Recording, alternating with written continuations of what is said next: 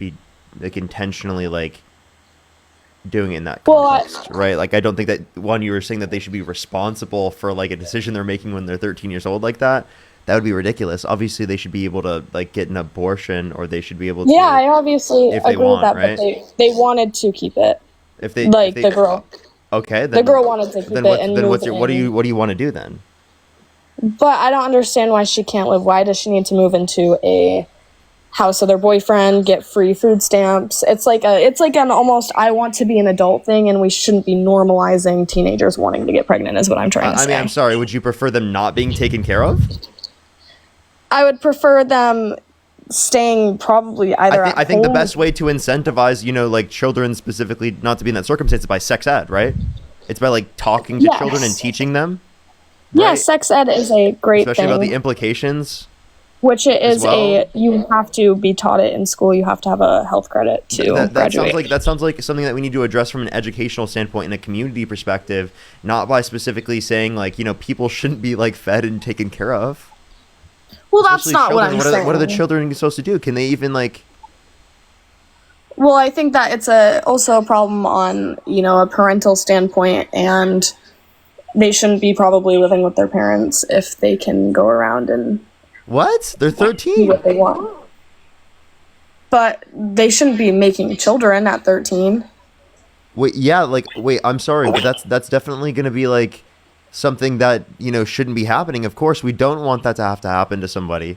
I'm confused what your point is. What are you talking about? No, my point is they should be 13, either not living. they're still like their parent. You're saying you don't want them to live with their parents? I'm confused. Well, I'm saying that if they aren't living with their parents, maybe the parents should be checked by CPS or something. I mean, yeah, definitely. Like if something is going on and the parents had some involvement in like allowing, certain types of things to happen in certain contexts, maybe you could have some involvement in investigations, I guess. But like, I'm confused. Yeah. What's your point with all of this? I don't even know. My point is how is this relative to Trump's policies? I'm just really glad that he's taking down that organization that Biden made. That's what I was making a point of. Which organization? It was a plan in 2021. I was talking to Dean about it. I forget what it's called, and he looked it up, and he was like saying that it was a good thing, and I said it was a bad thing. Like a COVID emergency policy? Because that in 2021 sounds like a COVID emergency policy. It was in COVID, yes, and he then that probably won't. I mean, it might not exist right now because a lot of the COVID emergency policies that were put in place are still not in place. So I don't know. What are you referencing? Well, maybe he did already take it down then. I'm not too sure on that. I was just reading about it in class because my teacher was showing us and it looked really like crazy. But that's what I was arguing with Dean about. Okay, I guess how is this relevant towards like how you feel about Donald Trump? I guess because like if it was expired due to COVID, then I don't know what your point would be. I think it was a good thing that policy that Congress agreed upon. I think it was a good thing that he wanted to take it down. Okay. When did Trump say this? I'm not exactly sure when he said it, but I was on Fox News and I saw like a little like snippet of him saying like something about teen pregnancies being the highest that they were in 2020. One of the highest, he said. I'm not sure if he said the highest, but 2020 under Trump's administration. And Fox News is one, your first problem. Two is related to this. If you want to reference Trump, what he was saying, you probably should reference maybe a little bit more connotation or context. I honestly, actually, maybe that might not help you because, Trump is like a bit incoherent and doesn't really make sense a lot of the times. But like, yes, I know that he's not the best, but I felt like he was the better option, in maybe just a little bit of the better option, just from some of the things that I've like read about online and seen. But there's a lot of things that I don't agree with. Well, like I said at the beginning, his economical growth, and I mean, I said on my notes, like, everyone is kind of getting lazy and not wanting to work, and it was definitely a big thing when COVID happened. And I was saying that he was taking away, sorry, I'm like kind of stumbling because I'm trying to read around But it was just definitely religious reasons, and because I didn't agree with a lot of things that Kamala said. Okay, so we already went over the point of economic growth. Trump literally leads to less economic growth since Trump's gotten office. The tariffs that have implemented have negatively impacted real GDP growth, and especially the jobs market, which is indicating a reduction in GDP. Because if the jobs market is not really growing, it's likely the GDP is not growing as much as well. Well, I also agree with the And then like also like the idea that people are just getting lazy and don't want to work. Well, a lot of people want to work. It's just there's less jobs. Well, kind of, yeah, but no, a lot of people want to like collect disability or. I mean, yes, if they are disabled, they absolutely should be able to collect disability. Well, that's not the case every time, is what I'm trying to preach. They're not everyone. What? I'm sorry. You trying to like reduce? I think that honestly, disabled people oftentimes right aren't able to get the care that they do need because of the fact that it takes way too long to go through the context of the system. Right. I think that currently, right now, there are issues in getting people access to things that they need, not in people have too much in terms of. I don't understand how you would. I know like, that I said this. Like it's really hard to get disability, but. I said this to Dean, and I did find a website on my phone, but I'm scared if I click out that it's going to. I don't know what it does, but if I click out. But it says on a overview that like it was a statistic of like it was in the 20%, I think, that claim disability aren't actually disabled. I would love to see an actual source for this. Okay. What's your source? What happens if I click out to go to my camera roll? I won't be able to hear you, but you can once you come back. I will be able to hear you. Okay, they're all saying it's an AI overview. I don't know what that means because they all found it, I think, but maybe it was an AI overview, but it was a little thing I was reading. What? Sorry, I'm looking at the comments. They're saying it's an AI overview. Which I'm not really sure what that means, but yeah. So I would love to see an actual like source on this, any type of evidence, and also, by the way, like, why would you I just want to clarify, like, say there would be someone on disability that would be engaging in fraud who isn't disabled. Why would you take it away from disabled people? Because it is the case that someone was frauding the system. Some people want to take it away from others because they just don't want to work. They just want to collect free money, or they are working and they're still collecting free money. Well, and it's just free money. I'm sorry. What do you mean? People just want to quote unquote collect free money? This is not the case for people who are getting disability. They're getting disability because they require it. They need it. I don't think that's always true in every case. You think it's mostly in almost every case true? I think that a lot of people don't blame it, and don't engage in policies that restrict people who are disabled from getting it when it's already incredibly hard to get it. Right, when it is the case that literally right now the issue is people not having access to it. If it is the case that you're referencing some percentage, maybe there's one person out there that isn't disabled that specifically is on the program, right, and specifically is getting disability, kick that person off, but don't kick everyone else off. Don't make it harder for everyone else to get onto it. Just specifically try to look to specifically in those circumstances then. Like, I think that's really insane. Honestly, I think this is crazy.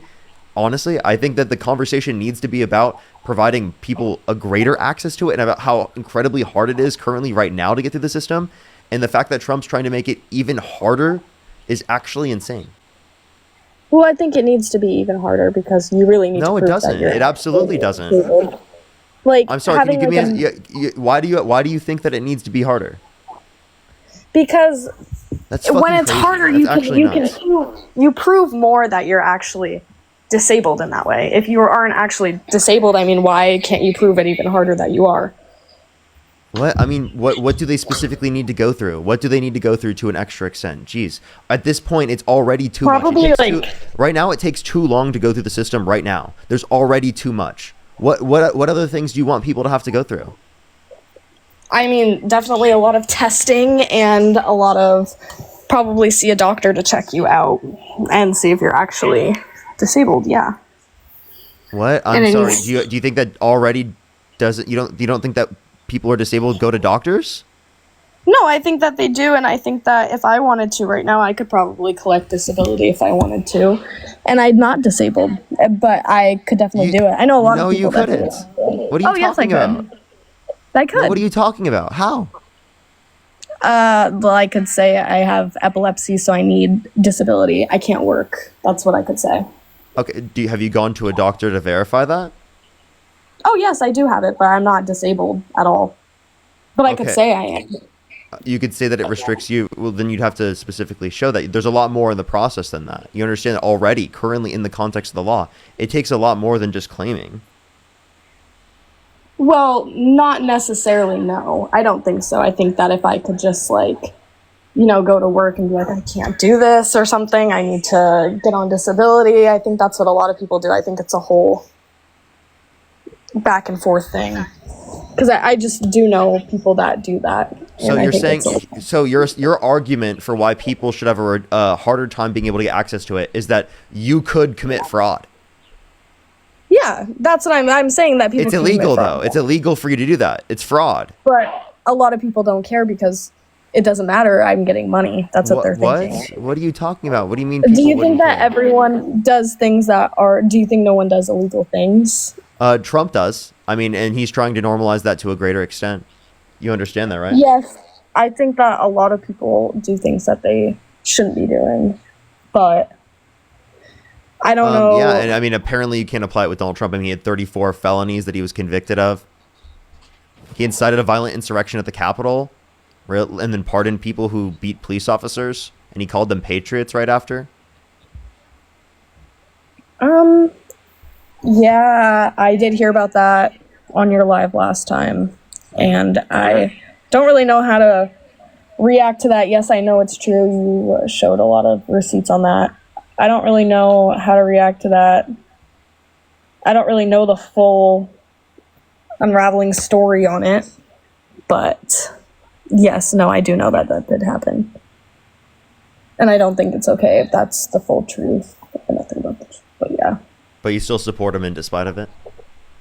I think that he is better than, like I said, Kamala Harris. That is what I don't think. Even though he pardoned violent rioters who beat police officers and he called them patriots after he incited an insurrection at the Capitol.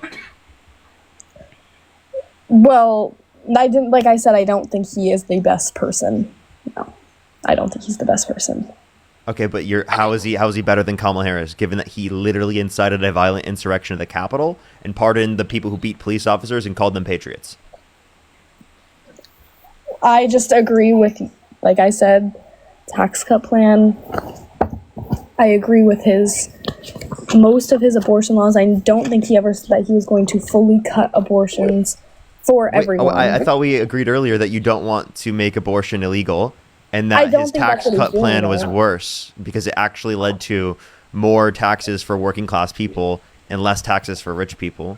And it cut people off of their access to free school lunch and breakfast, or children off of their access to free school lunch and breakfast to the degree of 420,000 children per month. No, I said the 2017 Tax Cut and Job Act I liked. That lowered corporate taxes rates and everything. Yeah, but Kamala Harris would have kept all of that for income tax under $400,000 a year. Yes, we did talk about that, but would she actually do that? I don't know. I don't know if she would have followed that plan. I don't know if that's if she does what she preaches, but yeah. You believe Trump would? I mean, Trump didn't drop the Epstein files. He didn't get the Russia-Ukraine war to end in 24 hours. He was completely lying about that. He didn't lower gas prices. He didn't drill, baby, drill. Well, no, I think the gas prices are lower. I don't know. Like I said, I don't know where you're from, but right here, ours are like in the $2. So they were like in the $4 a couple of years ago. It's like $2.90, $2.85 for like a gallon of gas.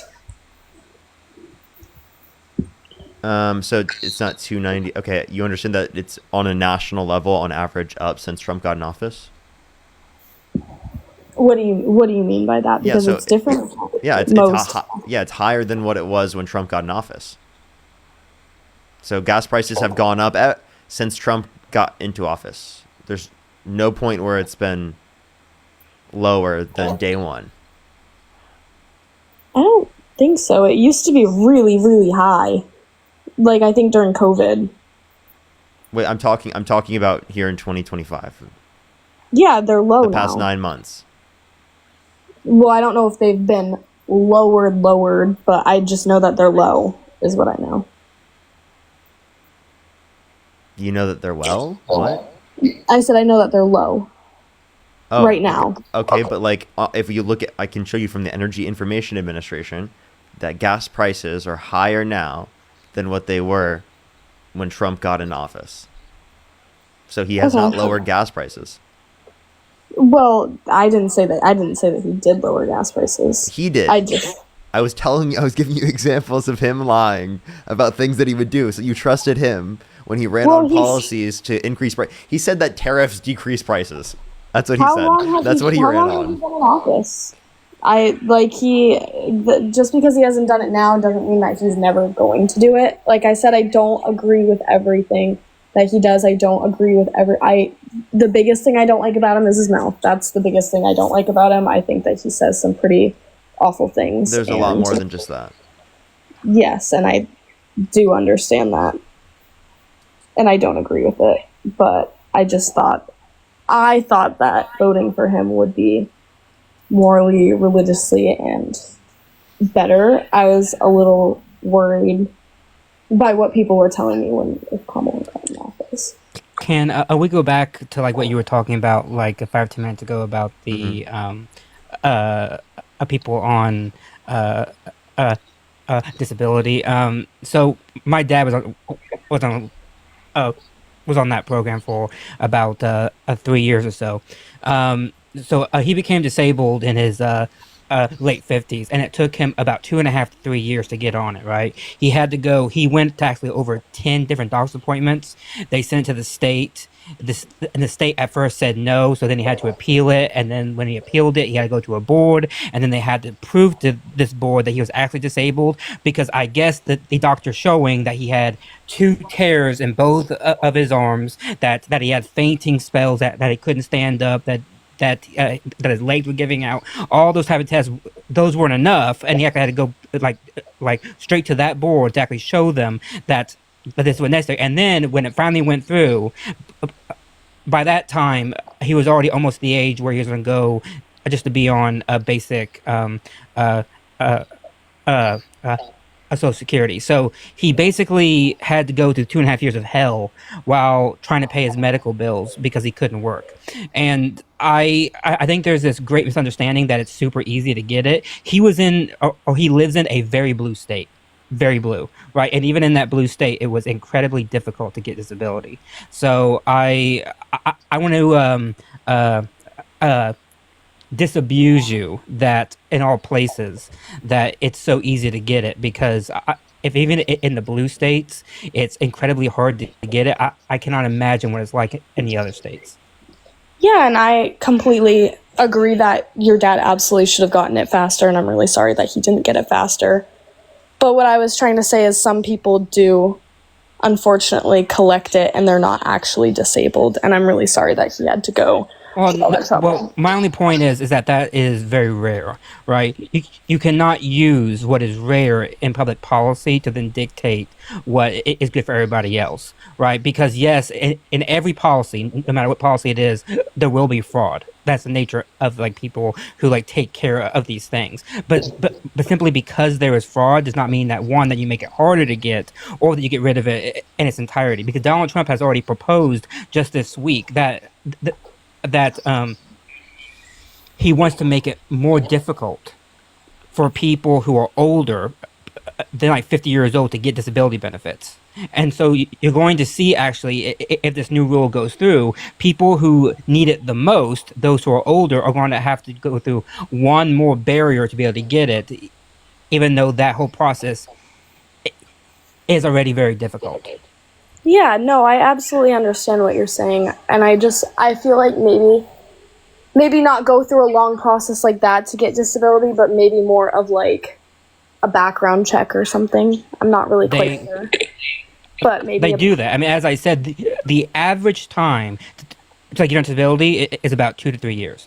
That's the average time, right? So my dad fell within the average, Like some people are much longer than that. I've known people who it took them 5 years to get on it, right? Because they're going back and forth. They do much more than just a background check. You have to have doctor's notes. You have to have tests and MRIs and all those kind of things. You got to go before the board. All these type of things. It's just not super easy. And by the way, you have to pay for each of these things.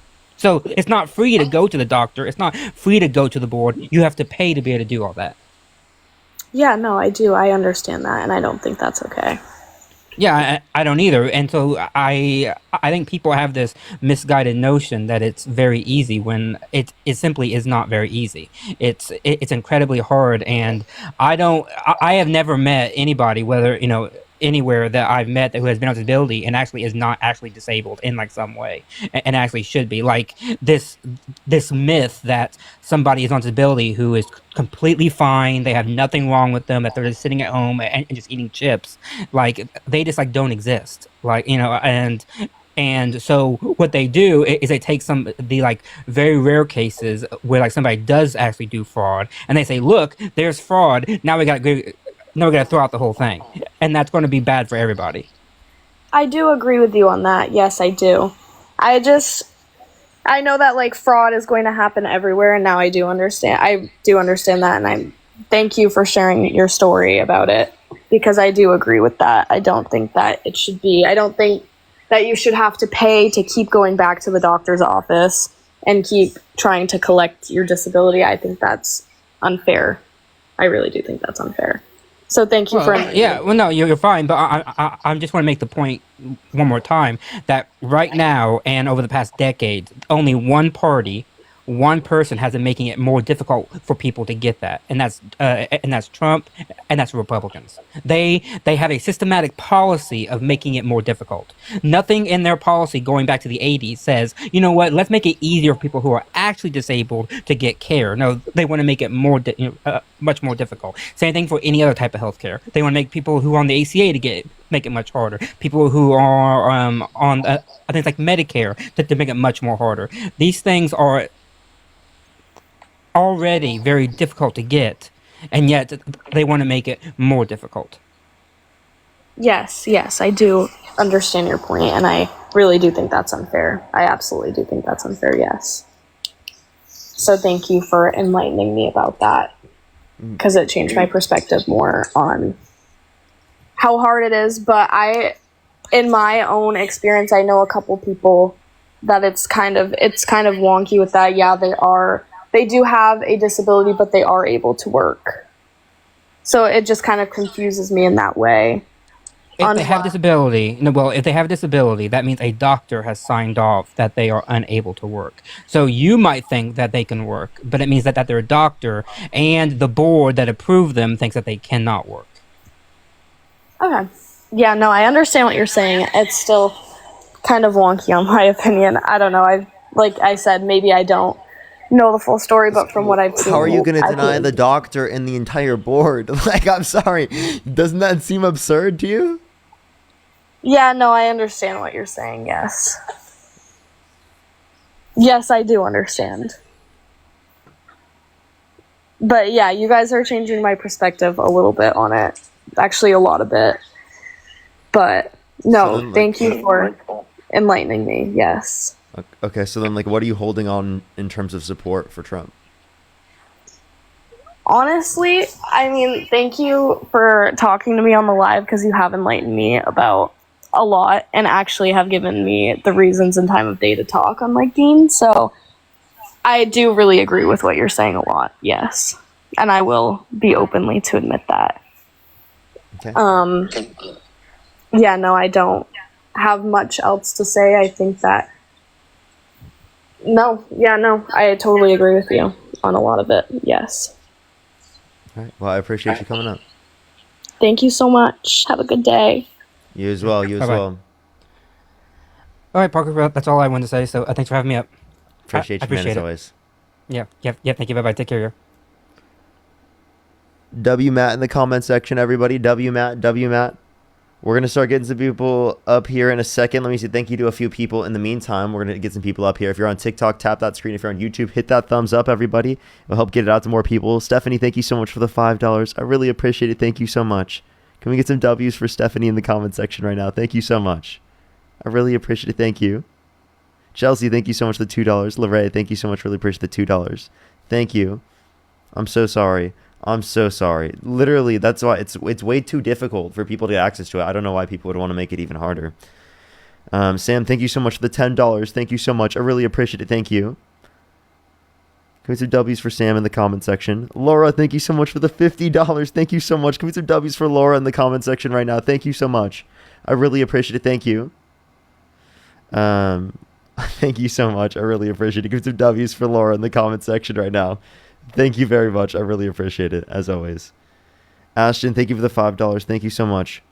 I'm so sorry. I'm so sorry. That is crazy. I'm so sorry, Ashton. Yeah, I'm so sorry that you have to deal with that. It's literally crazy. Again, literally, it's so hard to be able to get access to it in the very first place. So it's actually crazy that people are literally, especially from the top down, from Trump's administration, trying to reduce people's access to it. It's so sad. And they try to justify it by saying there's just like one person that is on it that shouldn't be on it or something. I don't know. It's really sad. Jojo, thank you so much for the $10. Thank you so much. I really appreciate it. Thank you. Yeah, that's actually, I don't know. That was honestly a wild convo. Thank you so much, Ocho. I really appreciate it. Thank you. Juan, thank you so much for the $10 as well. Thank you so much. I really appreciate it. Thank you. I should have. Thank you so much, though. I really appreciate it. Thank you. Jackie as well. Thank you for the $5. Thank you. I support the redistricting. I think it's great. Lisa, thank you so much. Really appreciate the $25 on Cash App. Thank you. Get some W's for Lisa in the comment section right now. Let me say thank you to some people on YouTube real quick, and then we're going to go on to the next person real quick. Alrighty. Let me catch up. Actually, we're going to add someone up, and then we'll do it. Give me a second. Yo, what's up? How old are you? I'm 30. If you could go back in time, you could either vote for Donald Trump or Kamala Harris. Who would you rather vote for? Oh, I'd vote for Donald Trump. Okay. All right. Give me 1 second. Let me say thank you to a few people, and then I'll go on to the debate real quick. Of course. Laura, thank you so much. I really appreciate the $10. Thank you so much. As always, thank you so much, Laura. I really appreciate it. Thank you. Carl, thank you so much. Really appreciate the $5. Thank you so much. I really appreciate it. Thank you. Thank you so much. Alley Cat, thank you so much. Really appreciate the $5. Spearhead, thank you so much for the $2. Isaiah, thank you for the $5. Thank you so much. Absolutely. Thank you. Bambi, thank you so much. Really appreciate the $10. Thank you so much. I really appreciate it. Thank you, everybody, with all the kind words and also all the messages. Thank you, everybody. Seriously, I really appreciate it. Sarah, thank you so much for the $5. Thank you. TCT, thank you for the $10. Thank you. Emily, thank you so much for the $10. Jesse with the $2. Thank you. Marin with the $10 as well. Thank you. Jazz, thank you so much for the $5. Queen, thank you for the $4. Thank you so much. I really appreciate it. Raphael, thank you so much. I really appreciate the $10. Thank you. Carolina, thank you so much. I really appreciate the $5. Thank you. Marin at the $5 as well, and Sage with the $5. Thank you. I think I'm fully caught up. I appreciate everyone. Thank you, everyone, so much. Seriously, I really appreciate it. I'm going to go into the debates real quick. Again, everyone, only send a guest request if you meet that set of criteria, as always. So why do you support Donald Trump? I support Donald Trump because he's clearly pro-family. I also have a problem with the Democrats because the Democrats seem to have seem to be against democracy from my opinion. I could go into it, starting with the Clinton and how she robbed Bernie of a fair process. We could go into the FBI and how the Clintons and Bush administration weaponized them. Your call. Okay. Anything about Kamala Harris? Oh, yeah. She didn't deserve the nomination. She was placed there like she was a queen. There was no democracy into it whatsoever. There was nobody. I actually don't even think she would have won the nomination. Okay, I have a question. When a president steps down from a ticket that's nominated, who's supposed to step up? Is it the vice president? Like, genuinely, think about it. Like, nobody. When it is the case the president steps down, the vice president steps up. That's literally how our system works. We voted for the Biden-Harris ticket. Listen. We voted for the Biden-Harris ticket in the primary. If Biden steps down, Harris steps up on the ticket. That's how vice presidency works. I'm sorry that you didn't pay attention in 6th grade, but that's not true. That's how it works. That's how vice presidency works. Where are you getting this from? The Constitution? No, this is specifically us respecting the process that exists for vice So it comes presidency from your within the respect. context of the party, because the nomination is through the context of the party, and I would say the best So it comes context from of your what they would respect. specifically have to respect the democratic process would to be respect to the vote that originally existed for the ticket, right? And also you have to acknowledge that 80% of the Democratic Party was satisfied with her being the nominee. So you do realize that people are typically the presumptive nominee in a primary, then they pick their vice president, right? And it's usually somebody who was, a fair competitor, right? Like so nobody But this was picked an Kamala incumbency Harris. running Joe again. Biden. Yeah, but okay, look, Parker, we can be real here, right? There was a lot. Look, Joe Biden. There was a fair argument he wasn't fit to run the first time. There was an even fairer argument that everybody knew he wasn't fit to run the second time. Yeah, I mean, I Democratic agree that he Party- shouldn't have run. Yeah, but the Democratic Party didn't care. They didn't want another nomination. They just put Kamala there. And if Kamala. you look, Kamala. If Again, you there were was vote- already the ticket that was voted in. I'm sorry, that is a democratic process. If you care about the democratic process, you wouldn't have voted for a guy who incited a violent insurrection at the Capitol and pardoned the violent rioters who beat police officers and called them patriots right after. Don't tell me you care about democracy That's a when he still whole denies the different- election in 2020 and says that the 60-plus courts that indicated no sufficient evidence to overturn the election were lying and fraudulent. Many of them that were conservative-appointed judges and Trump-appointed judges themselves. So all of them were lying. All of them were corrupt judges. Well, he must have been the case that he appointed corrupt judges to steal the election from him. This is where you're so funny, because on one end, Democrats will argue Trump is a dictator. He only appoints judges that absolutely agree with him. He will never appoint anybody else. Then they'll take the judges that don't agree with him and say, ha ha ha, see, Trump has people that don't agree with him. He must have. Listen, this is democracy. We're saying that People he's don't changed the agree. process that specifically exists. The judges that he appointed were willing to go against him in the past, and now he specifically And that's fine. appointed and looked for judges that are going to be appointed specifically to his cultist type ideology. So there's That's many where types I'm of saying points you're I can wrong. point to you with that, but can you address the point that I made? It's anti-democracy. Please address Of course, but you made a completely different point. We were talking about Nancy Pelosi, then you went into the January 6th riot / insurrection. We were it. talking We weren't simply talking about. Nancy Pelosi. Oh, okay. Well, maybe that was in my mind because I was going to bring up if it was a part of the Democratic Party and the Respect platform, why was Nancy Pelosi saying that she believes there should have been a new primary? Well, I don't care what Nancy Pelosi had to say. I mean, I'm sorry. Do you like Nancy Pelosi?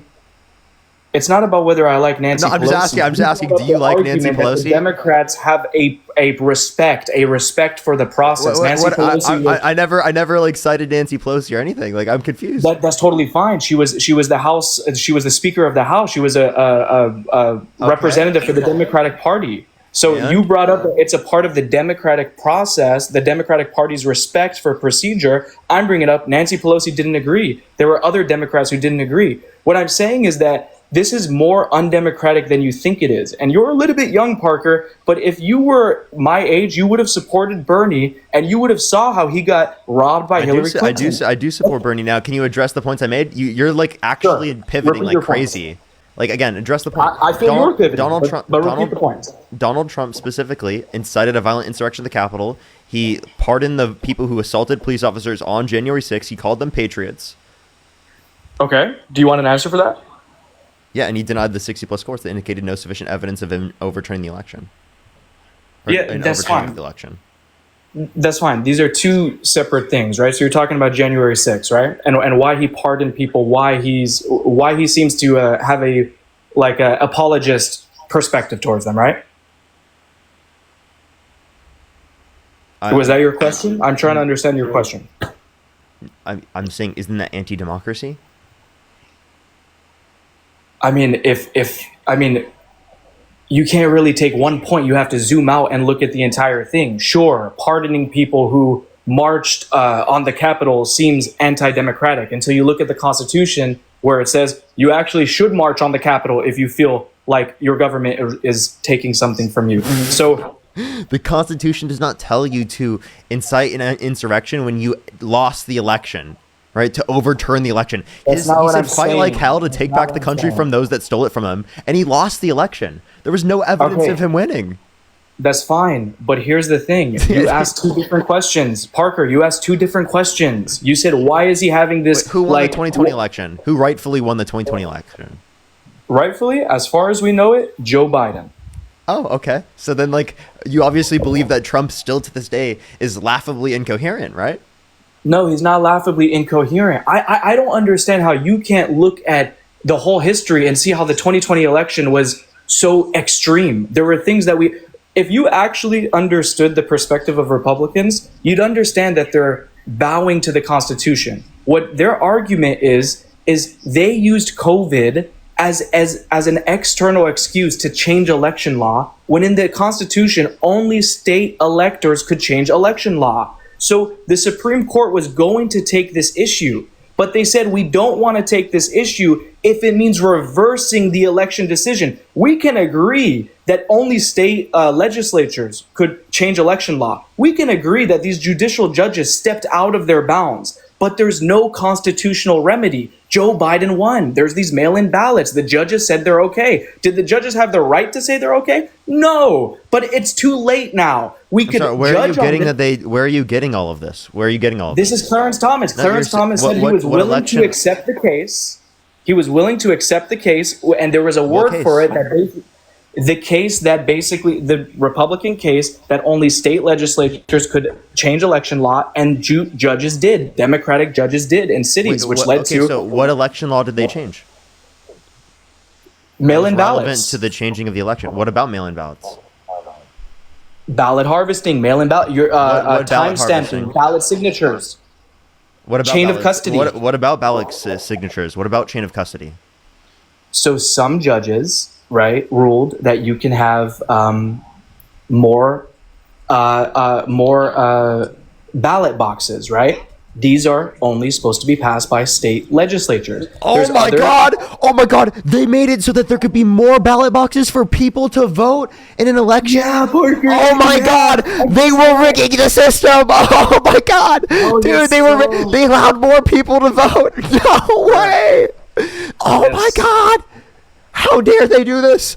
These judges allowed more people to vote, and it led to Democrats winning. I have a question for you. It's okay. You're only showing you're losing because you're acting like. Go ahead, start crying. I'm not crying, dude. I'm laughing at you, bro. Come on, that was ridiculous. I don't know why. Just debate the substance. You can't admit that was ridiculous? No, because I'll ask you a question to show it's not. Oh my God, man. Do you believe that U.S. politics... Wait, no, hold up. I'm sorry. What do you think just happened? There you go. You won't allow me to talk. Go ahead. I'm sorry. Okay. So the reason why you're laughing is because you're viewing it from the perspective of, let's just put a ballot box on every street. More people could vote. More votes equals better. I'm saying that there's two sides to this, right? Should we have Love Island voting? Should we introduce text voting next? As long as you can ID verify, you can text your vote in the next election. There's something called security, right? There's also something called somebody actually getting out. There's a secure process. Mail-in voting is a secure process. We've been doing it for a very long time. Really? Trump did it himself. He voted mail-in. He must think it's very secure. That's why he sent his vote in by mail, okay? It's okay for him to do it, but when the Democrats do it, then it's an issue, okay? Democrats can't vote by mail, but Trump can. Okay, Trump vote by mail is amazing and fantastic, and that vote's totally secure. But every other vote is not secure. Every other vote is a Democrat hoax. Come on, bro. Come on. No, you don't believe that. You're not actually rebutting what I'm saying. I did. I completely did. I completely did, bro. The fact that you can't see that is crazy. Trump's a hypocrite, and you want me to respond to that. What are you doing, bro? Stick to the same topic. You've changed topics 10 times now. As soon as you get cornered, you just change topics. You have people mute the comments, so I can't even comment. We're still talking about the election, bro. Chill. I mean, bro, but you keep switching topics. We're talking about why more ballot boxes is unconstitutional, and you're talking about, oh, who cares about the Constitution because I believe in it. I just told you only state legislatures could increase voting places. And you're saying, who cares about that? Because more voting is good. That's what you just said. And then you started laughing hysterically. And then I started saying, listen, getting more ballot places and more places. Can I tell? So listen, I would love for you to watch back this conversation. I'd love for you to watch it back. Okay. Genuinely, you brought up the fact that there were more ballot boxes being allowed by specific judges in those different areas, which would mean that more people had the ability to vote in the context of an emergency like COVID. you understand the context of the scenario in terms of the pandemic, and also you also can understand that allowing more people to vote isn't a fraudulent element. And all of these mail-in ballots were determined to be securely set up. I don't know why you think that this is the case. There have been audits in all of these different swing states that were relevant to the election. You understand that all of that was overlooked. Joe Biden won the election. I understand that you're still coping. He won the election. I'm not coping. Donald Trump is president. My coping is over. What I'm trying to say is the intent could be good. It's still against the Constitution. Simple as that. I don't care. I don't care if it's secure. It's against the Constitution. It wasn't the judge's call, and that was the Republican argument. So your biggest issue is one. I don't think that there's a basis. Where in the Constitution is it against? In the Constitution, I'd have to look up the exact place, but only state legislatures could change election law. Okay, go ahead and you can look that up. I'll give you time to look that up. Sure. Give me one moment. I'll give you time. But I mean, like, I would wonder if we care about the violation of the First Amendment, the Second Amendment, the Fourth Amendment, the Fifth Amendment, the 14th Amendment under Donald Trump's presidency.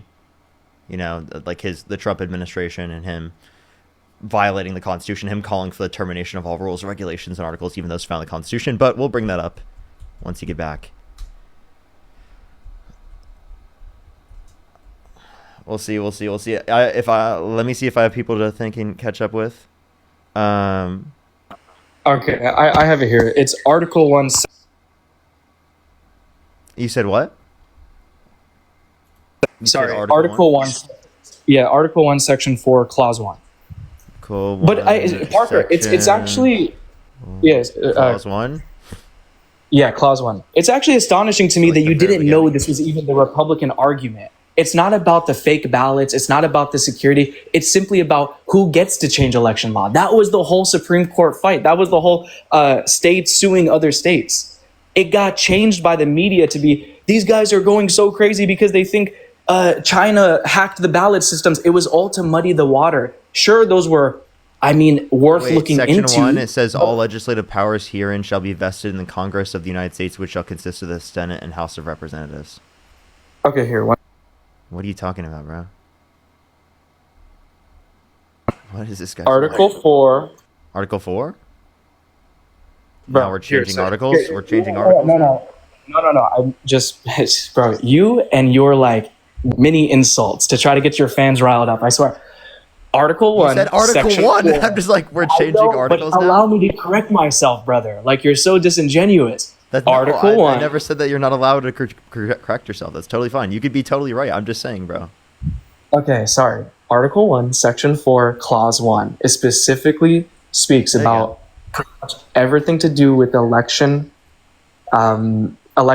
has to be passed by the state legislatures. This is why Donald Trump wanted to certify other state legislatures. You still haven't taught. Let me see. Hold on. You haven't even showed me that you even understood the Republican case for 2020 being unconstitutional.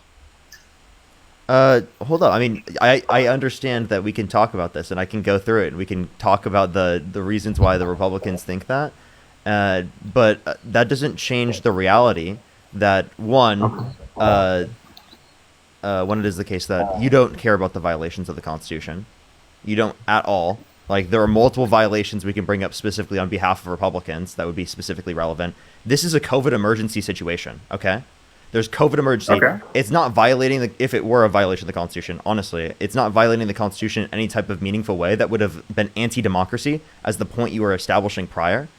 So I don't know what your point was originally, because your Parker, original you're point just agreeing with me. Let me address. No, I could say that even if I agree with you, it is the case that it doesn't establish a greater violation of the Constitution on behalf of Democrats, right, comparative to Republicans, right? And it is the case that if we look at the Constitution in terms of how it was violated, it wasn't in any meaningful way that would be anti-democratic, as it just gave a greater ability for people to vote. So even if I do accept that it's unconstitutional, it still doesn't at all change the reality of the matter in terms of whether or not it was anti-democratic, right? Because that was your original point of whether or not it was anti-democratic, right? Yeah, Parker, but are you hearing yourself? You just said, I don't care if it's unconstitutional. If I interpret it as democratic, then I could look at the intent basically matters. That's not true. If it's unconstitutional, it ends there. It's unconstitutional. And we concede that and go on to ways that Republicans are unconstitutional. Does the clause say but this both? was unconstitutional. Does the clause say both? Both what? Hold up. Give me 1 second.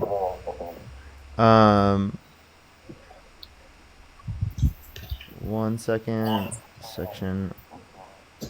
Section 1, clause 1. Wait, do you want to read it off? Make sure I'm reading the right one. Yeah, but I don't have my laptop with me, so when I zoom out, let me see if I could. Here, I'll have moment. Matt just to make sure I'm reading the right one.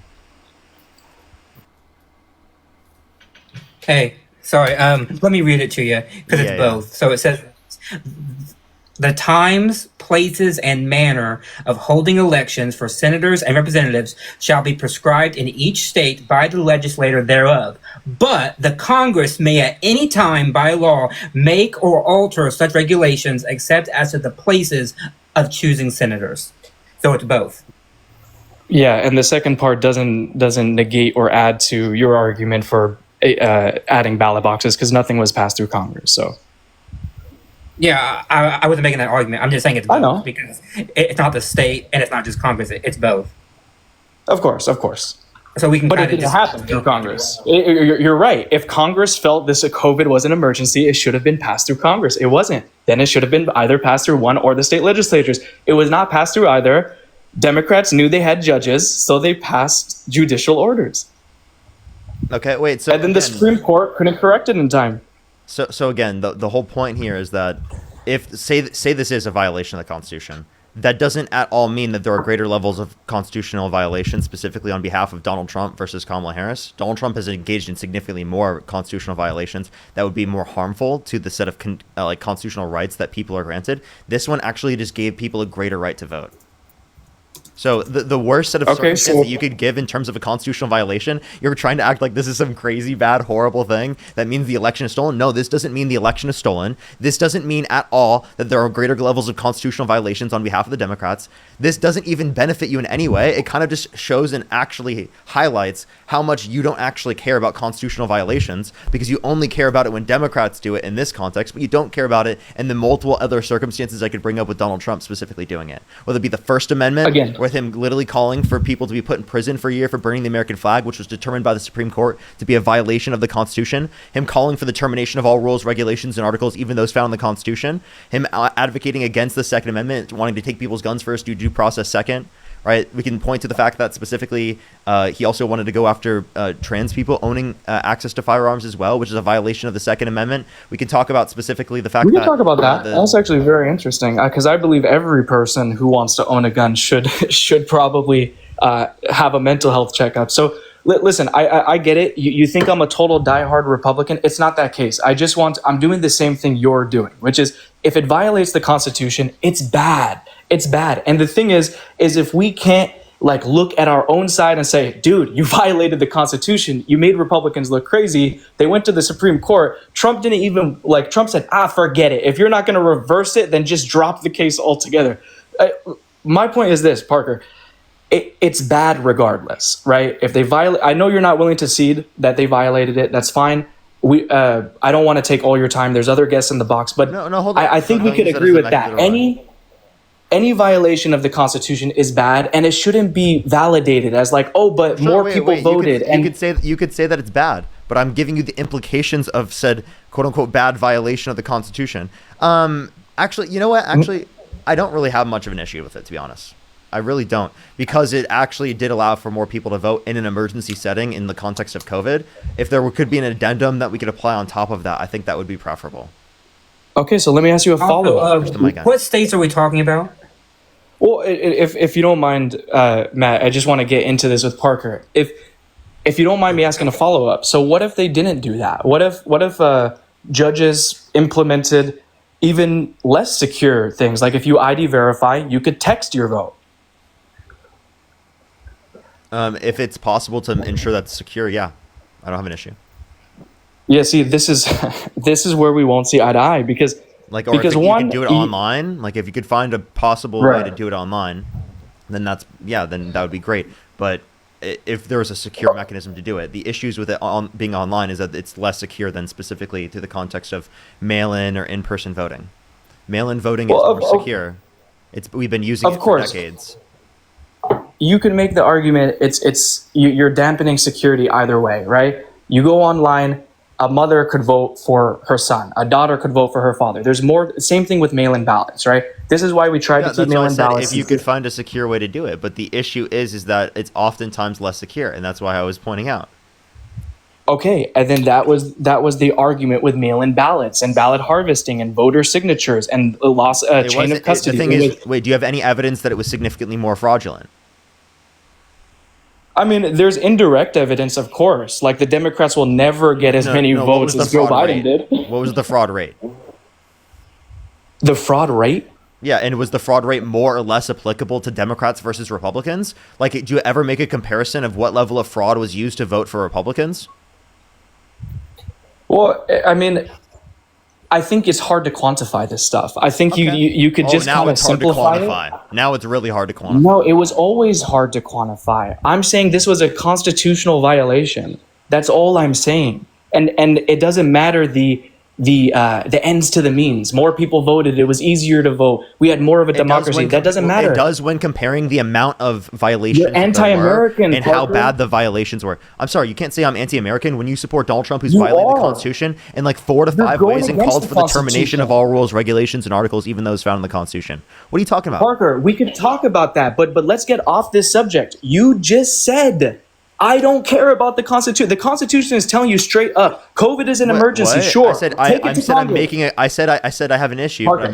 And honestly, I don't really care as much with this because it's a comparison that Trump's done significantly more. It's very, very much less, and it's not really bad in terms of its implications, right? So I'm not saying I totally 100% agree with it. I want to do it the legal way. I said that there should be an addendum onto it to make it a legal process to ensure that in emergency type situations, we have something like this where we can literally make it so that people can vote to a greater extent.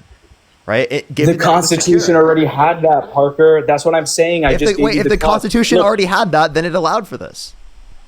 Yes, and they didn't want to go to Congress because Congress would have said COVID is not a special case. That's the point. It has to be passed from Congress or the legislatures. Look, we're not going to see eye to eye on this, and I don't want to bully you on this one topic because it feels like the same thing you do to Trump supporters. This isn't a bullying. What are you talking about? That is not bullying. I mean, you're kind of like. What are you talking about? You're kind of cornered. What do you mean?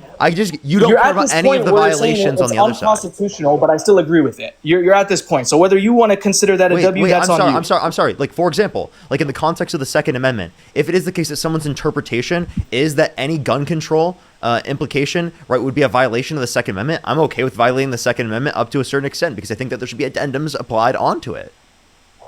Does that make sense? Yeah, but that makes total sense. But this isn't an addendum applied onto it, and you're not even saying about an addendum. That's what I just said. I just said that. I said it was in COVID emergency situations. There should be situations where judges are allowed to have that type of authority to be able to do that, given that it is the case that it's going to ensure a secure amount of people being able to vote, and that was through the context of mail-in voting in the context of COVID.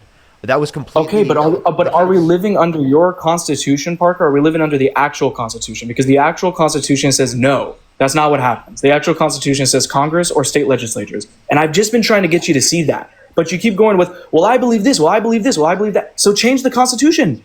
If you believe that, change the Constitution. But we're not going to go with, well, I'm not against it, and I don't think people who support me should be against it because technically it benefits our side. That's not fair. That's not American. That's what I'm saying. Okay, well, then can you address it on your side as well? Sure, as long as we get after Trump called for the termination of all rules, regulations, and articles, even those found in the Constitution. How do you feel about that one? So you'd have to give me the exact context. Oh, yeah, no, I got you. He thinks that the Democrats rigged the 2020 election. So he was saying that, because it was a false and fraudulent election, that you needed to terminate all the rules, regulations, and articles, even those found in the Constitution. Oh, you mean when people were theorizing he was going to implement martial law? Okay, can you just address the specific point, please? That was just sure. Are you trying to get me to talk about something else instead of addressing the point I'm talked about? I'm truly asking, is this martial law? Is this what you're talking about? I'm not going to answer any questions until you respond to my point. Okay, my response would be it would seem like he was advocating for martial law because of a unconstitutional procedure, but I don't necessarily agree Called with for it. the Again, I don't termination have of all to. rules, regulations, and articles, even those found in the Constitution. Do we want to address that point, please? When and where? You're not giving me any This is in context. You're not giving me a 2022. link. I just told you. I gave you the context. He called. Yeah, for but the- I'm just supposed to. Do you want Okay. me to show you the tweet? Yeah, sure. I'd like to read it. I'd like to know the context. I'd like to know because You haven't seen you this have to before? understand- Wow, I'm surprised that you've never seen this before. That you've never even Because known be- specifically that there was because like the way you a tweet represented of Donald Trump calling for the termination of all rules, regulations, articles, even those found in the Constitution. I would have never I would have expected you to know this, right? Like, No, not really, because this is just a tweet out of like thousands of tweets. no, I mean, this is like a very relevant one to like why specifically Democrats were talking about, the negative implications of I'm not as Trump political as you. administration. I'm not going to be in 2022 Oh, looking now up you're not Donald as political. Interesting. Trump. Well, I'm just an American, Barker. You're the political one.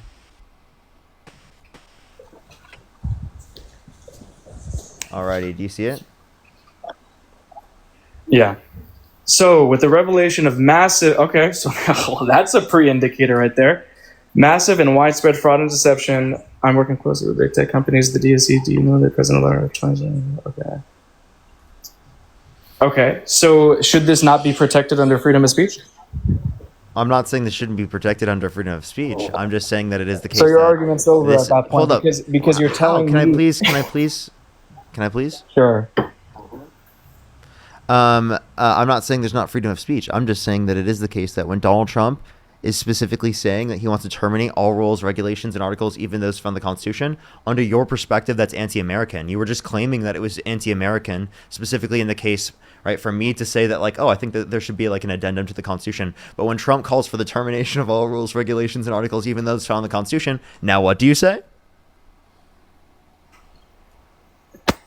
I say that there's a pre-indicator with that, which is he believes that there's massive fraud and he has a right to say this under freedom of speech.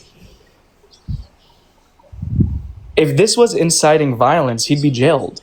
Simple as that. He did incite violence because he pardoned the violent rioters who beat police officers and he called them patriots. Is that not inciting violence? Could you tell me what inciting violence would indicate? Like, what do you have to do to incite violence? Well, you have to call for violence. You can't say go Fight home like peacefully. hell, You can't say take back the country from those that stole it from you, and then I'm going to pardon the violent rioters who beat police officers on that day, and then I'm going to call them patriots. That's not inciting violence? Really, dude, that's interesting. I don't know Right. what you Well- could possibly do to incite violence at that point then. okay.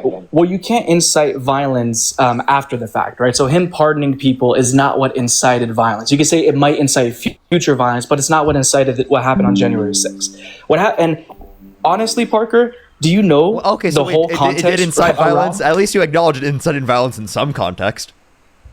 I said it may incite future violence, right? So Like it if did. you pardon It may people, incite violence. Wow. Oh my god. it may incite.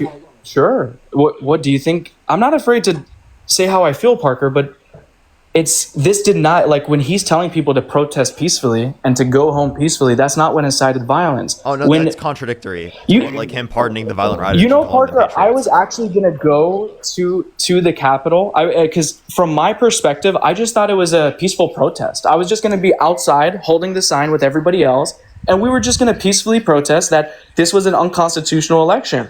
Now, What would you have done? Would to you have gone think that in, would you I have gone could've in been- with them?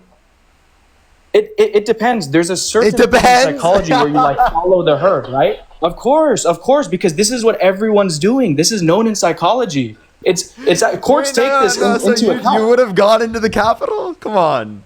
Possibly, of course, especially if the security guards were saying, "Come on in." Like they had police escorts. Parker, come on. Really? Yes, they did. Really, when they Yes, were they breaking did. in with a riot shield? Yeah, definitely had a Yes. police escort when breaking in with a riot shield and breaking into the window.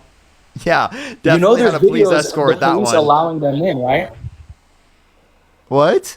You know, there's videos still to this day of the police allowing them in, right? Then they tried to halt it once they got like into. Well, I'm then sorry, they tried to so retreat. so then, why is there a video of them trying to break in through the window with a riot shield? Okay. And when is that dated? Because Parker, there's two things that can be true. the protesters were breaking through windows, trying to get in, things like that. And then there was another section where the police just simply opened the doors and said, "Okay, walk in. You could have access to this place." I'm asking, would you have walked in? And yet you're still like, yes. Would you have committed any violence on the day? No, but I probably would have took some photos. I probably would have been like, "Whoa, this is so cool! Like this is really cool. This is peaceful protest." That's what I would have done. Yeah, and to be honest, I think you're stupid for doing that. But I don't think that you should be like, I don't have an issue with you being pardoned. I have an issue with the violent rioters being pardoned. Okay. If you were just there and you just peacefully were doing stuff, you just took photos and stuff like that, I do think you're just dumb. But like, I don't obviously think you should like have like vast and long criminal charges. But like, you have to acknowledge what was happening around you. Like, if you saw the violence and like, you know what I mean? Like, I would probably want to like leave in that scenario, right? Especially as soon as I saw it getting, of course, as soon as I saw it getting a little bit more like whatever, I probably would have wanted to leave. And I'm glad we see eye to eye that Donald Trump probably sees this as loyal protesters who got caught up in the crossfire. And that's why he's going on this mass pardoning thing, because Parker, not for the violent rioters. It does not make sense to do it for the violent rioters. Explain to me why he pardoned the violent rioters just because of the fact that there were some people that were there that specifically like were just like caught up in the protests, and that like just were taking photos or something. You know what I mean? Like, come on. I genuinely think me and you agree on this. The people who were violent have no right to be pardoned whatsoever. But there was a lot of people who were like me and like my dad who would have gone and then who would have been on an FBI watch list, no-fly list, certain things like that. That's wrong too. Okay, it's when there's Black Lives. Okay. So then pardon those people specifically that were just happened to be there. Pardon the people there that just happened to be there, right? It just took photos and stuff. But don't pardon the people who assaulted police officers. Okay, how do we know who assaulted and call them patriots? Come on, dude. Who? By the way, who did that? Hold on. Can I give like a countering opinion? DJ Rodriguez drove a stun gun into the neck of a police officer after that police officer got beat over the head with a rod. So don't even address the fact that there aren't people. There are absolutely people that Donald Trump pardoned that violently assaulted police officers, and Donald Trump called them patriots. It is ridiculous. I'm not a Donald Trump loyalist. Do you think I don't know his inside ties with Saudi Arabia, Jared Kushner, Khashoggi? I'm not a Donald Trump loyalist. I just could see things fairly, Parker. And Donald Trump gets it right way more times than he gets it wrong. The Democrats get it wrong way more times than they get it right.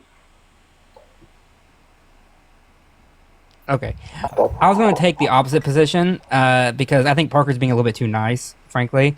I think if you went into the Capitol on that day, even if you got caught up in like group psychology... I could be mean back, Matt, so be careful. What? I could be mean back, so be careful. You're saying Parker's being too nice to me. What are you trying to say? I think Parker's he's being too no. I think he's being too nice in the sense that I think you should have to serve some kind of punishment for going into the Capitol that day. I don't care if you were there just taking pictures, because during that time they were doing an official function of trying to certify an election, and that impeded on that function. I don't give a damn if you got caught up in groupthink. I think you went in there and you got caught up and you didn't use your critical faculty to realize I may not be here on one of the most important days in our government's entire history. Maybe I should just stay away, and you expect me to not give you like a slap on the wrist? I'm sorry, I'm not going to do that. We are a law and order society. You broke the law, you get punished. That's the way it goes. Parker is being too soft. Sorry, Parker, I love you to death, but he's being too soft on you. So maybe not jail time, but you get some kind of punishment. Yeah, sure. I don't disagree with some type of punishment. I don't disagree with some punishment. There you go. I was just saying, like, I don't think they should be in jail for like a super long time. I'm sorry, long but sentence. Yeah, I mean, people always say about law and order, right? Well, I'm sorry if you were on the Capitol grounds and you're not supposed to be there. You're trespassing, and maybe you should not get jail time. Maybe you should not get like a large fine, but you should get something because you broke the law, and laws mean something, right? And if you broke the law, then there's a punishment for that. Yeah, I probably agree with that, but where we don't see eye to eye is then we should jail all those Black Lives Matter protests that burned down cities, that marched on government property when they were trespassing. I 100% agree with you. If they burned down properties, if they were trespassing and they broke a law, then like punish them. I'm not like against that, all right? Sure. If they broke a law, then you punish them. But I apply it equally. I'm saying for every person that was on the Capitol grounds illegally and they were not supposed to be there, you get some kind of punishment, and it's based on what you did. Yes, I agree with you that if you're in there and you're taking pictures and you're, kind of on the moment, yes, you shouldn't get jail time, right? I don't believe in that, right? But you get some kind of punishment because you have to learn that you can't be there when you're not allowed in there. That's just kind of how it goes.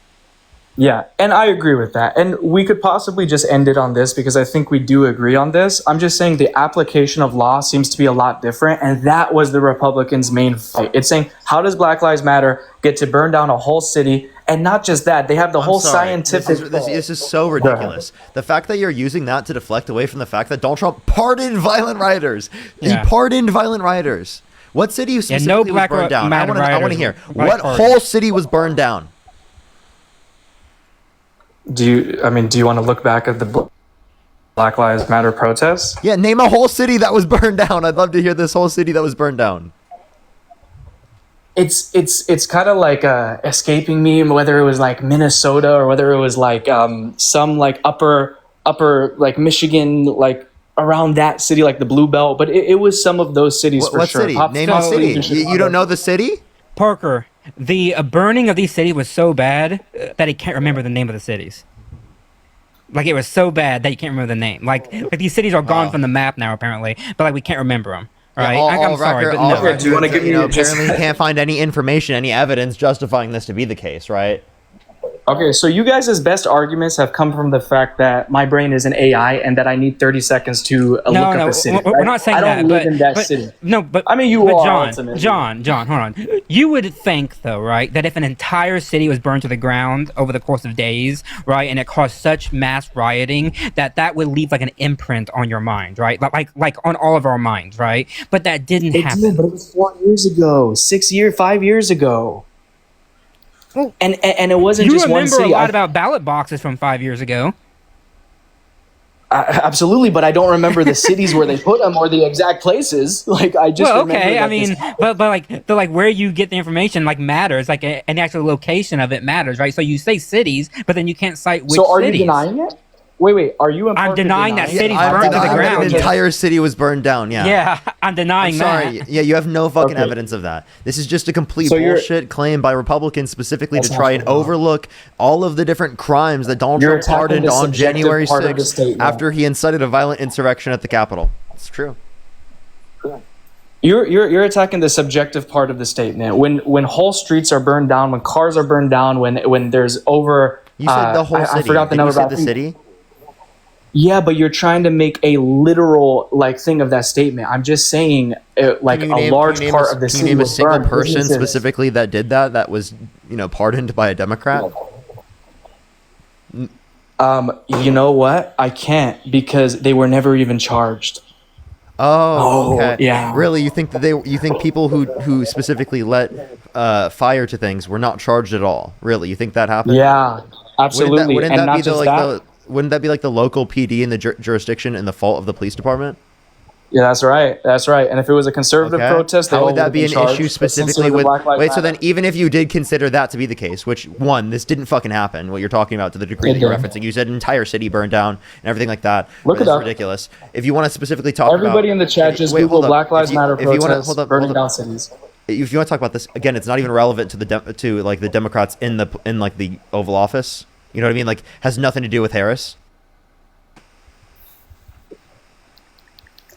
Tariffs was a Democratic policy up before Donald Trump. So what? I didn't say I like tariffs, but I find myself more. Why do you start randomly talking about tariffs? Well, no, you cut out. I thought I heard tariffs. I said glitched for a little.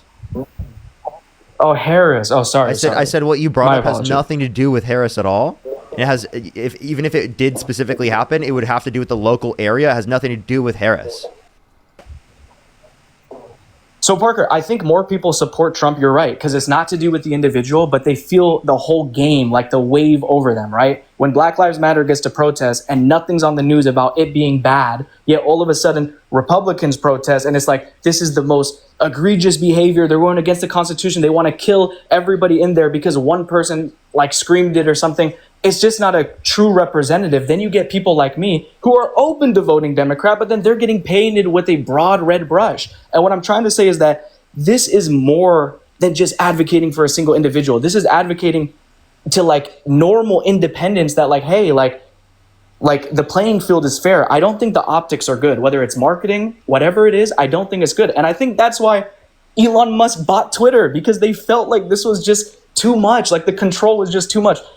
Things are loosening now. But what I'm saying is that it wasn't like this. And honestly, it feels like the left is trying to take it back. Like they're trying to take it back to 2016, take it back to the division. And Republicans don't want it to go that way. They said things are better now. Dude, your view on reality is actually unhinged. Trump literally said he hates his We could actually be best friends. Me and you would actually be best friends in person. That's the funny thing. We'd grab a drink, we'd be best friends, we'd argue a lot. But you shouldn't be friends with people who just see the world the same way as you, Parker. I have friends like you. What type of pivot is that? My neck hurts. It really hurts.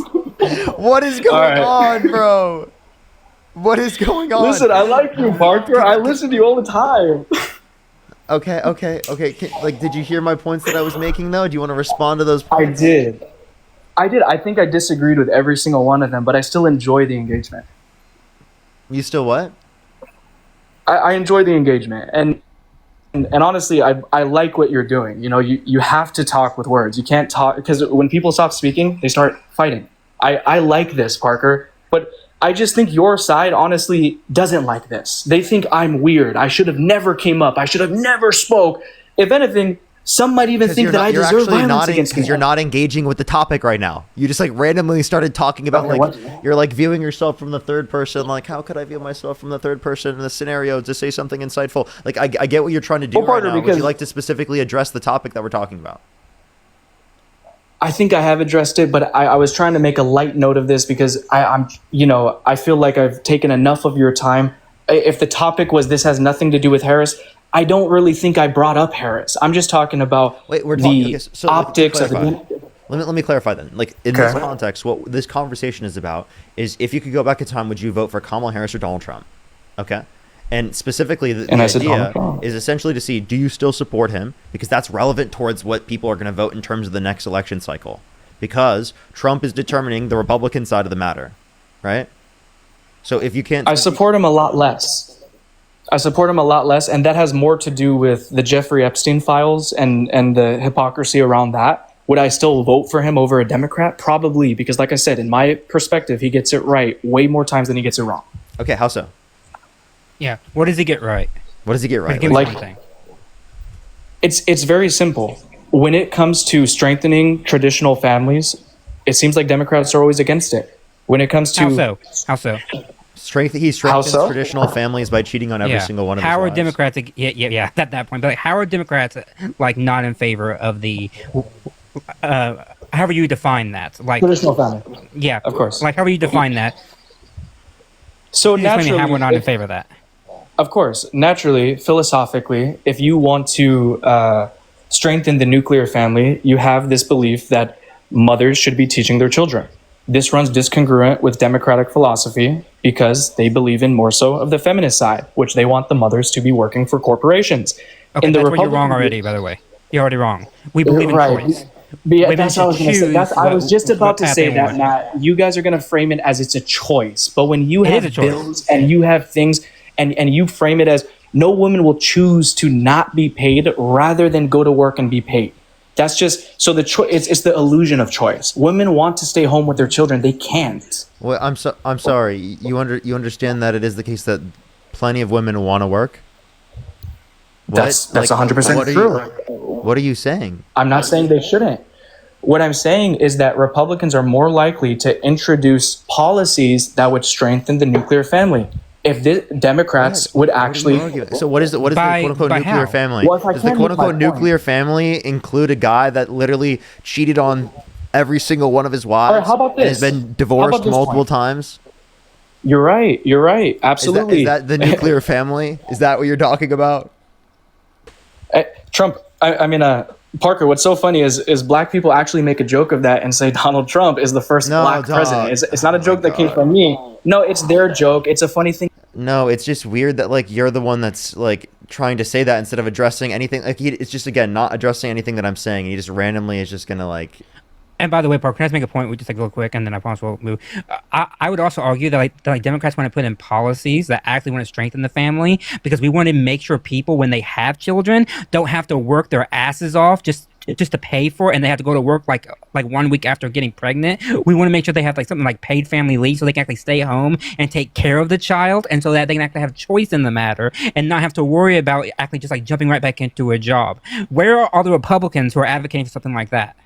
Like, please show me, right? That's what makes us the actual family party, is that we want to make sure people have choice, and when they choose what to do, the government is there to actually give the resources necessary so that they can actually have good success in that.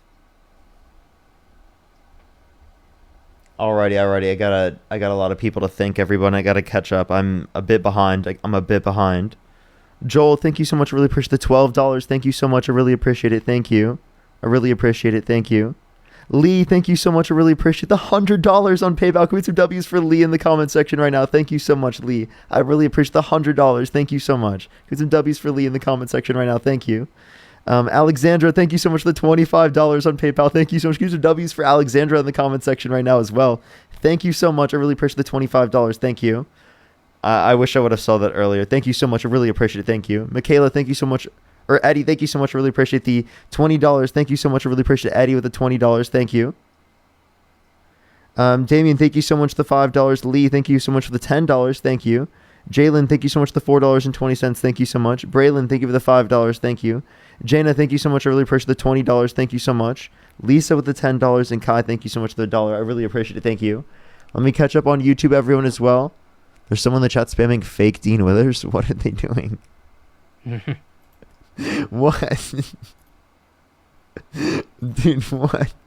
Fake Dean Withers. Fake Dean Withers. You know, they're so right about that one. You know, they got me there, dude. They got me there.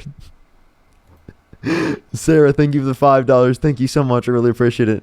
Marin with the $20. I really appreciate it as well. Thank you so much, Marin. Can we get some W's from Marin in the comment section? Thank you so much. Thank you. I really appreciate it. Thank you. Sarah, thank you for the $5. Thank you so much. Tim with the $2. Garrett, thank you so much for the $10. Thank you so much. Otto, thank you so much. I really appreciate the $10. Sarah with the $5. Thank you. Nina with the $10. Thank you so much. Carolina with the $5. Thank you. And JB, thank you for the $10. Thank you. Timothy, thank you for the for the $2. Thank you. Jackie with the $2. Thank you. I really appreciate it. Thank you. I think I'm fully caught up there. I appreciate everyone. Let's go on to the next person real quick. Only send a guest request if you meet that set of criteria listed on the TikTok screen. And we are just looking for some debates. I thank you to Jalen, by the way. I thank you, Jalen, for the $10. Thank you so much. I really appreciate it. Thank you, Jalen. Hello there. What's up? How old are you? 19. Do you support Donald Trump? Absolutely. If you could go back in time and you could either vote for Donald Trump or Kamala Harris, who would you rather vote for? Trump. Okay, what's or the Proud Boys. The Proud Boys. What did you just say? The Proud Boys. Why'd you just say that? Because I support them. Fucking weirdo. Dude, get off the stream. What? That person's got to be trolling, and that's still fucking weird to troll. I hope so. Let's go to the next person. Only send a guest request if you meet that set of criteria listed on the TikTok screen. We are just looking for some debates, everybody.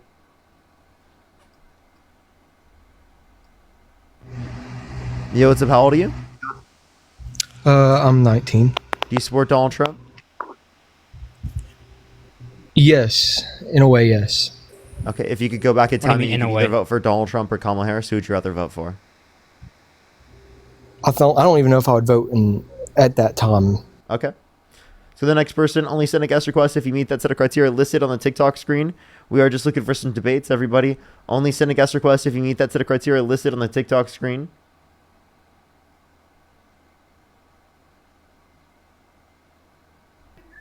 Yo, what's up? How old are you? Okay. Let's go to the next person. Only send a guest request if you meet that set of criteria listed on the TikTok screen. Let's go to the next person, everybody.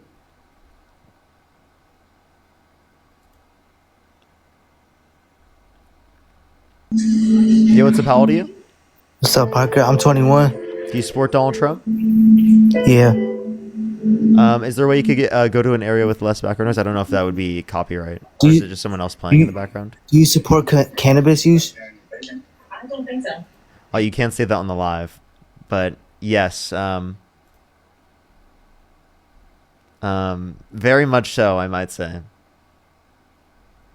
Maybe a little bit too much so. Maybe a little bit so right now, you know? Man. So funny. That was really funny. Yo, what's up? How old are you? Okay. My ears.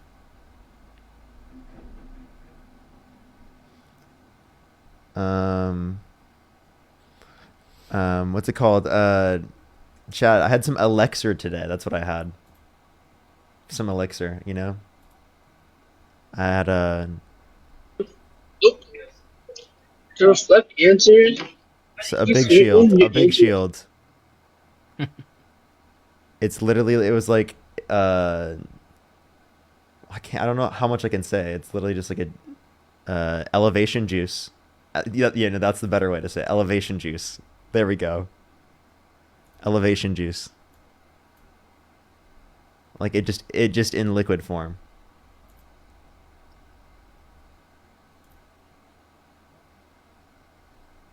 You know, I might be switching to elevation juice.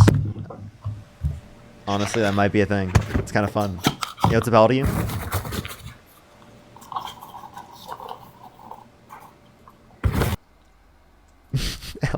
That's actually crazy. Elevation juice is nuts. That's nuts. Let's go to the next person, everybody. Only send a guest request if you meet that set of criteria listed on the TikTok screen. Someone said that this was a fake live. What are you talking about? I see some comments sometimes because I'm on my girlfriend's account where people are like, I watch Parker. I know this is not him. And I'm like, no, check the YouTube. No. I am live. Always live on the same YouTube. Is this AI? Yes, you know, this is actually, you know, AI. This is AI Parker. I actually set up a whole new thing where I'm just like, I don't even have to show up. I'm just like, you know, there's an AI Parker that just shows up and debates people, you know? I've actually coded that into existence. Yo, what's up, Paladin? Hello, I'm so sorry. I'm 23 to bother you. I just want to know if you've ever debated with the insufferable Nate, because I had to deal with him recently. I seen a clip of Dean with him. No, I haven't. I appreciate you coming up. I have never seen them, or I don't remember them. If so, to be honest, I debate a lot of people, and I don't remember who I debate. I don't. I'm really bad at that, just because you I have to be really memorable for us to remember you. Yeah, just because I just debate so many people. It's all the time, so it's like you know, all of them morph into each other. It's like honestly, it's really hard to to retain everything.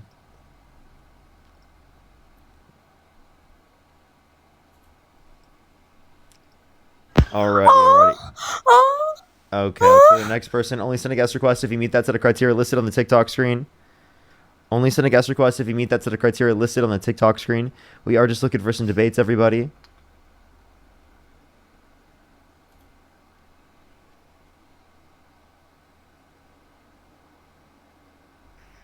Yo, what's up? How old are you? 29. Do you support Donald Trump? I do. If you could go back in time and you could either vote for Donald Trump or Kamala Harris, who would you rather vote for? Probably Trump. Okay, why so? I don't know. I feel like Kamala just kind of came off as disingenuous. I mean, granted, I don't know a lot about her personally, but the vibe, the public consensus on the Republican side, and it just seems like she's very, very disingenuous. Okay, how so? I don't know. Just it almost seems like she's talking from a script or reading from a prompter. No, it doesn't seem like that to me at all. You know, maybe we wish Donald Trump seemed like that because, you know, he just seems, you know, incoherent all the time. Yeah, I mean, I've heard plenty of examples. I mean, he's okay. First thing I will say about him as a person, he's definitely not a good person. But he's also an idiot, right? Like he's also just like incoherent. Well, that doesn't make everyone on his administration an idiot, right? Okay, well, who do you like on his admin? Well, I do like JD Vance. Really, you like what do you like about JD? Can you name one thing JD Vance has done as vice president, other than vacation and sit on the couch? Sit. Not at the top of my head, no. You can't. You can't name a single thing he's done. So why do you like him? Well, as far as he carries himself, I mean, like, as far as, like, family values and stuff like that, I feel like he represents that way better than Trump ever would. Sure, just because he represents that more than Trump doesn't mean he's a good candidate. Well, not necessarily. No, that I'm not saying that's what makes him a good candidate. Okay. Not that alone. Okay, so then what makes him a good candidate? Because you can't name anything that he's done. Can you name anything he's done in political office? Again, not off the top of my head. Okay, so then what do you like about him? Vibes? Oh, just more so his character. I mean, like, if you're, are you just talking in general? Is it just the vibes? No, it's not. Trust me, bro. It's not that kind of thing. I promise. So what is it? He just comes off as more like he doesn't have like he doesn't make my bullshit meter go off, so to speak. Like Trump, it's a totally different ball game. So like he just seems like he's telling the people what they want to hear. That's what I get. So you think Trump's a liar, and you think that JD Vance is? I mean, there's a lot of things you can look at that. I mean, you can make that up for yourself. I'm pretty sure you think Trump's a liar, right? Well, obviously. So why did you support him over Kamala Harris?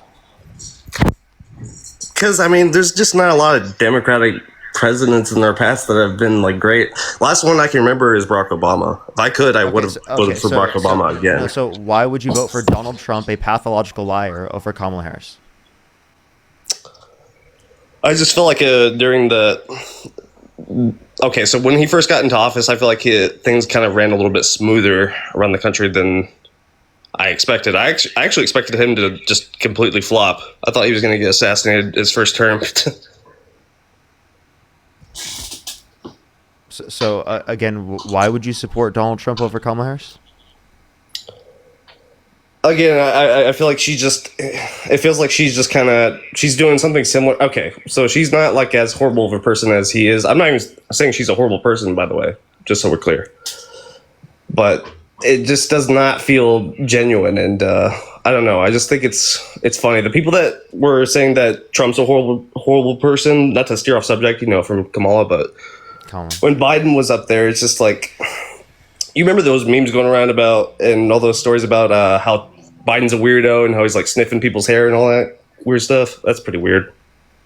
So he couldn't bring up anything about Kamala Harris. You just brought up Joe Biden sniffing his grandkid.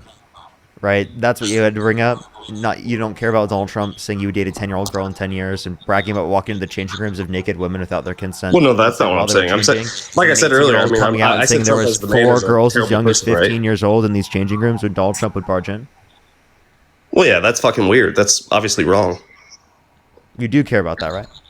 Yeah, of course. Why wouldn't I? So then why wouldn't you say that you wouldn't support Trump then? Again, I mean, Trump as a person, horrible person, but to call him a bad president, I feel like that's a stretch. A little bit of a stretch. Yeah. He's a horrible president.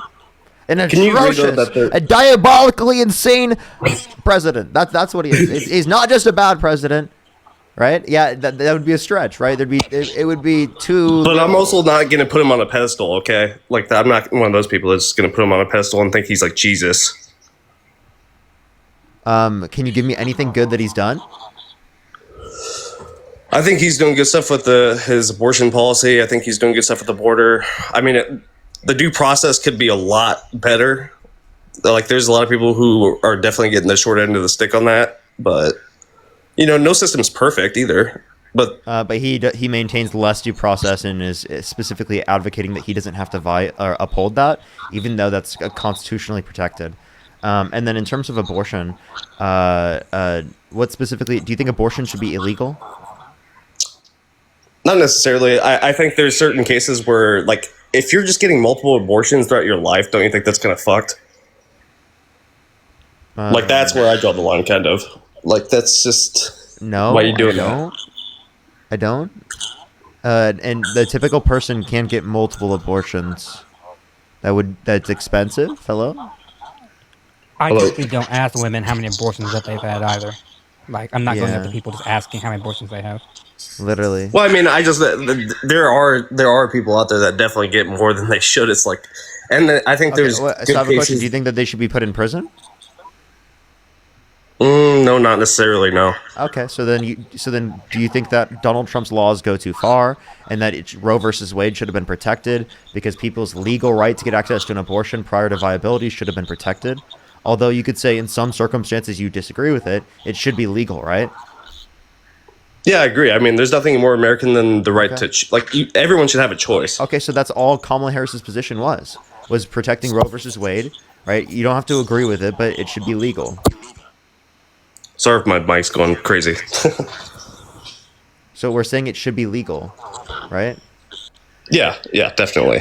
I mean, again, there's nothing more American to me than the right to have a choice. I mean, if you're just to have that choice taken away completely, then that's just ridiculous. Pretty un-American to me. Wait, say but that again. Then again, I'm not saying it's right in every context. Like, to me, if it affects the mother's life, then yes, you should abort it for sure. Like, if the mother's not going to survive. No, you said that it should be legal, right? So you agree with Roe versus Wade, meaning you agree with Kamala Harris. So like you don't agree with Donald Trump in terms of his abortion perspective. So we can move on to the border. What do you agree with him in terms of the border? I mean, I think that people who are, okay. So people who obviously have a criminal record and are here illegally shouldn't be here. We agree on that, right? If you haven't committed a violent crime or a bad crime, I do believe you should be deported on the condition that they can be put into prison in another country. If you have not committed a violent crime or bad crime, I believe you should be given a pathway to citizenship where you do not have to leave the country. I agree. Okay. Then, I mean, you seemingly are even to the left of the Democratic Party, so you don't agree with Donald Trump on the border either. You think the immigration process should go significantly quicker, and you think that undocumented immigrants shouldn't be deported. I wouldn't say I don't if they have agree not with him on committed a that. violent crime or bad crime, and you believe that they should be given a pathway to citizenship. That's a great position. Now, specifically, it seems like you don't agree with Donald Trump at all. What do you agree with him on? Honestly, it's more of a situation where I'm just like, seems like okay, not to go too far back, but like, say when Hillary and him were going back and forth, right? To me, he seemed like the lesser of two evils, and when he got to office, I was like, oh, he's gonna flop. And then when he didn't flop, I was like, oh, okay, I ate my words. So what do you like about him though? Because it seems like the 2 points that you brought up, you actually agree with me on, and not him.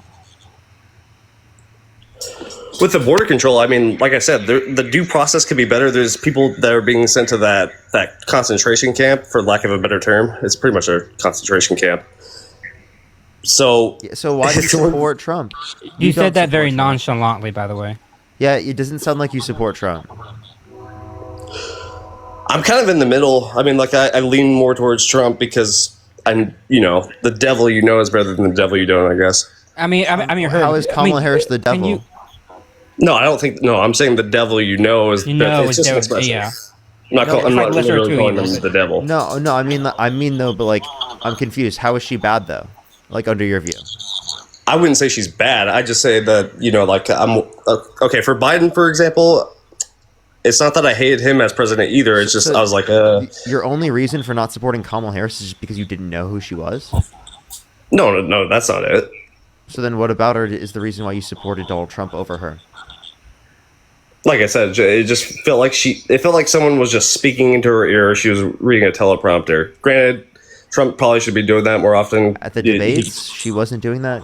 She used been speaking into her ear. She had nothing. That was an earring that was proven to not have any. It sounded like she was reading something from her phone type of tone, like she didn't say it. She's not saying it her actual self. Like, it didn't come across as always genuine.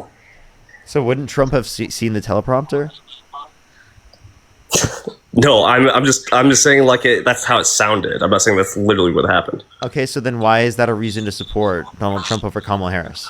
Like, all of the things we brought up about Donald Trump, inciting a violent insurrection at the Capitol, right, and pardoning the violent rioters, police officers, calling them patriots, being held civilly liable of sexual abuse, bragging about walking into the changing rooms of naked women without their consent while they were changing. When there was an 18-year-old that came out and said there were 4 girls as young as 15 years old in these changing rooms when Donald Trump would... Yeah, again, that's fucked. That's obviously wrong. wrong. Dated a 10-year-old girl in 10 years. Obviously overlook wrong. all of that. Specifically because of what reason? All because of Kamala Harris? Like, you think that she sounds Well, like it's she's like I said. There's some reading people off that of a phone or something when she's not? do you mean prepared? I would never say that about Biden, for example. Biden Wait, does by not the way, seem do you mean prepared? prepared. Like we're talking about the speech, right? Yeah, like, it sounds like she's prepared and Donald Trump's not prepared. Maybe it's because you're used to just Donald Trump being unprepared and Trump just sounds like he pretty much riffs and says what he wants people to, what he thinks people want to hear, type of talk. Yeah. So he lies to you. So why would you support? He Donald lies Trump? more than he tells the truth. That's for sure. So why would you support Donald Trump? Well, like again, I mean, it just seems like we haven't had a good Democratic leader in so long. Kamala Like Harris Barack Obama is a good was Democratic last- leader in comparison to Donald Trump. What's that? Kamala Harris is a better leader comparative to Donald Trump. And hold up real quick. Peter, how old are you? 50. Do you support Donald Trump? Yes. You said that I lied. When did I lie? Oh, many times. Can you give me an example? Sure. The first time, let me see. I got probably 45 times. You did. Where would you like me to start? Name one. Anyone. Pick a card. Any card. Yeah, about the immigration policies. What about it? Number 2, about the economy. No. Number What about it? 3, What did I lie about? Gender roles. Number 3 or 4. What about it?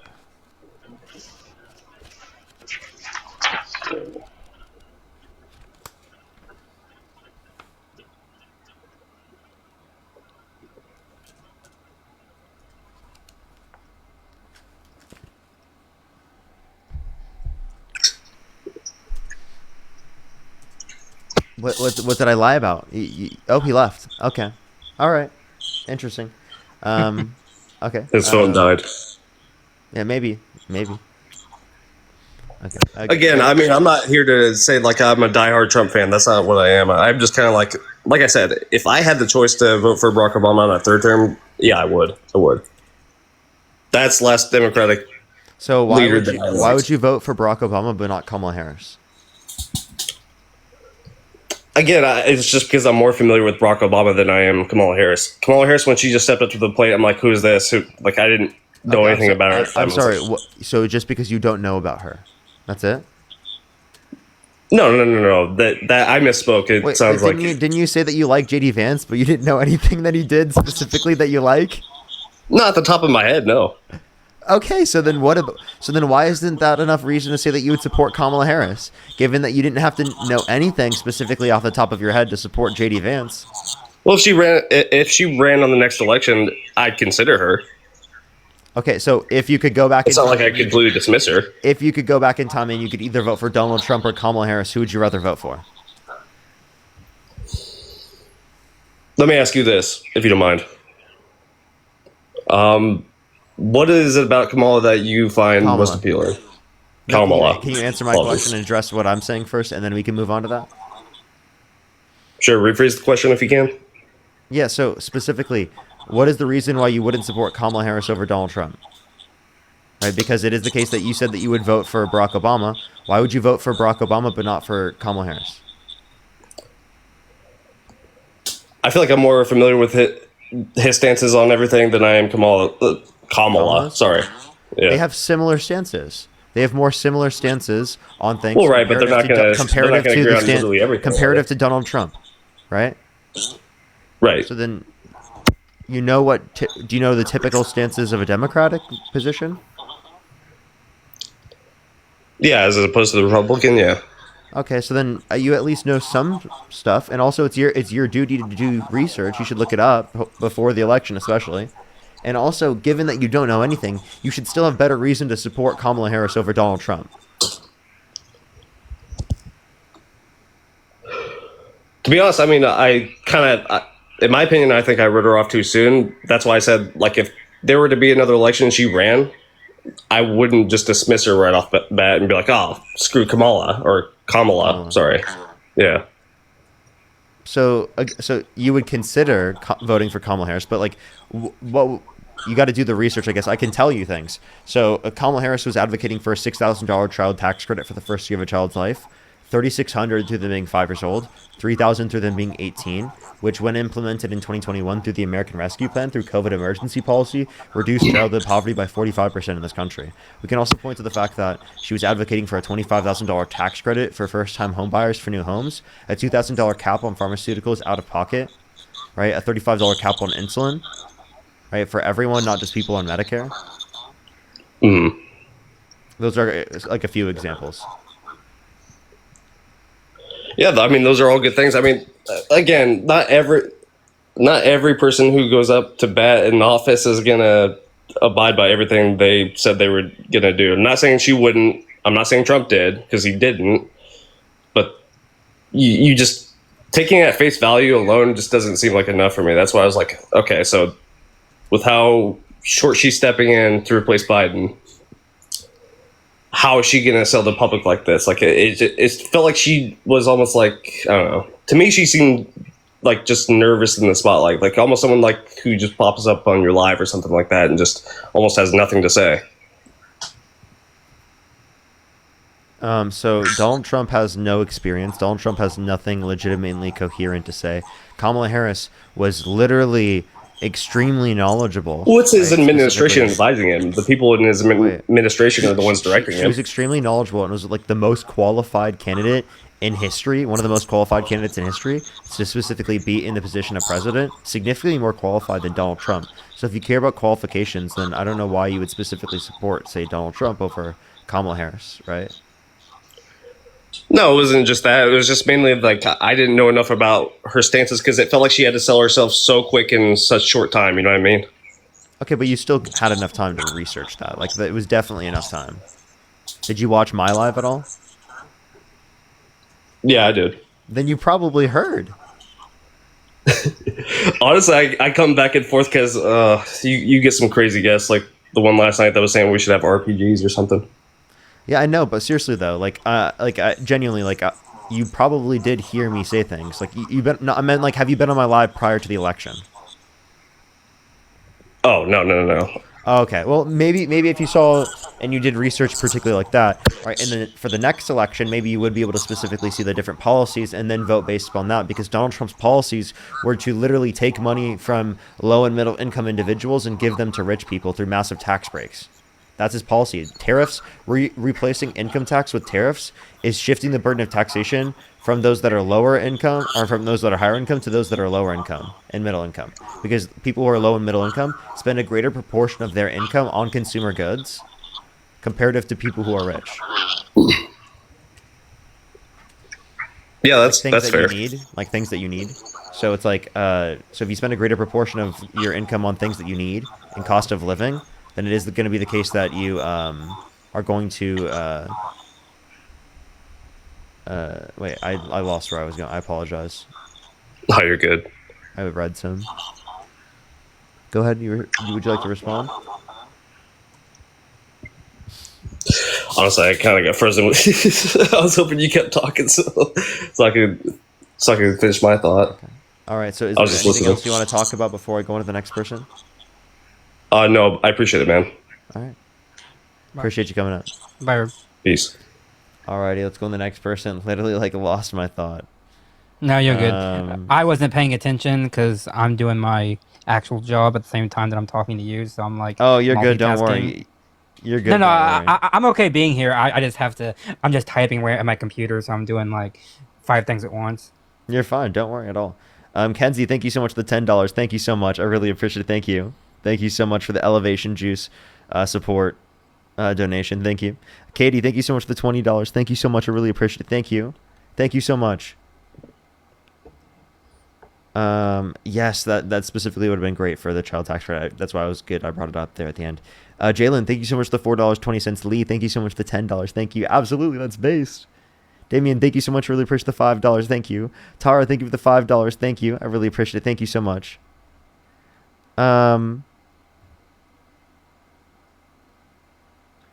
Alexandra, I got you. I got you. I will try to. Matt, do you have PayPal? I do. I just don't put it. It has my You full don't name put in it? it. Yeah, Okay, because I don't have a I business got you. account. Yeah. But if that person, I don't know your name, but whoever you are, if you send me a private DM, I'll give it to you privately, and you can do if that's what you want to do. Just send me a DM. So just like click on my name, and you can send it to me. But I don't put my PayPal in there because it has my name in it. Yeah, that makes sense. That makes sense. Yo, what's up? How old are you? 34. Do you support Donald Trump? Hell no, brother. I'm a Democrat. Okay. W. Claire, thank you so much for the bouquet. Thank you so much. Really appreciate it. Thank you. Let's go on to the next person, everybody. Only send a guest request if you meet that set of criteria listed on the TikTok screen. Alrighty. Also, I just want to point out to someone in the comments. I think you got banned already, but I swear to God, like if you be ableist or something, I will ban you. I have a stutter. I'm not don't be ableist for the love of Jesus. Just don't do it. Absolutely. Fucking hell. Yo, what's up? How old are you? 24. Do you support Donald Trump? I supported him over Kamala, sorry. Okay. Yeah. And if you could go back in time, you would vote for Donald Trump over Kamala Harris? Yeah, I don't think she had a very good campaign, to be honest. I mean, maybe her policies might have been better than Trump's, but I don't think she was very good in the public eye. I don't think she accepted as many interviews as Trump. She didn't do as many public speaking events. We're asking why you support. So if her policies were better, then why do you support Trump? Well, like I said, they might have been better, but I just didn't know them. So you don't I think know she any of her flip-flopped. policies. So how do you know she flip-flopped if you don't know any of her policies? I know one that I didn't like, which was the capital gains tax. But yeah, the unrealized think one that didn't flip-flopped. exist. That was a fake policy. That was not even her policy. Fake Wait, policy really? inapplicable to her. Yeah, that was not her policy. She didn't run on that. Oh shit, that's the main thing I wanted to talk about. Damn. Yeah, the unrealized capital gains thing was something that she wasn't holding to. Oh shit! All right, you can go to the next. Okay, all right. Let's go to the next person, everybody. Only send a guest request if you meet that set of criteria listed on the TikTok screen. We are just looking for some debates. Let's go to the next person here real quick. And I'll thank some people on YouTube as well. Got to catch up on YouTube. Yo, what's up? How old are you? How old are you? Alrighty, let's go to the next person. Only send a guest request if you meet that set of criteria listed on the TikTok screen. Matt, you got to start using your YouTube more. Everyone from all around the world will be able to send you stuff through there as well. People always say that, but look, I'm not you and Dean, dude. I understand, but it's not gonna blow up like you and Dean. I just don't have that kind of face and voice. It just wouldn't work. No. I got you, bro. I'm telling you. Yo, how old are you? How old are you? Okay. All right, let's go to the next person. Only send a guest request if you meet that set of criteria listed on the TikTok screen.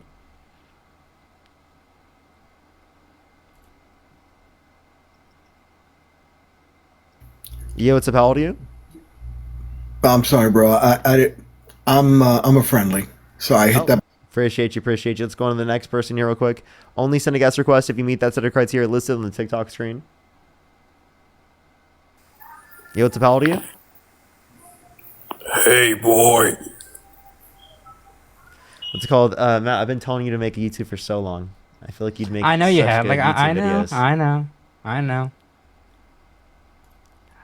Maybe once I actually get everything sorted out with some things, I'll think about it. Yeah, what's up? How old are you? I'm 22. Do you support Donald Trump? I do. What's your birthday? 2002. Okay, what month? February. You'd be 23, dude. I'm 2002. April. Come on, man.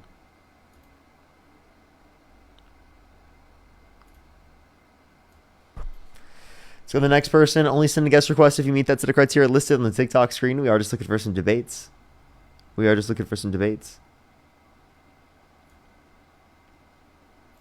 CK, thank you so much. You're amazing. Thank you. Yo, what's up? How old are you? 29. Do you support Donald Trump?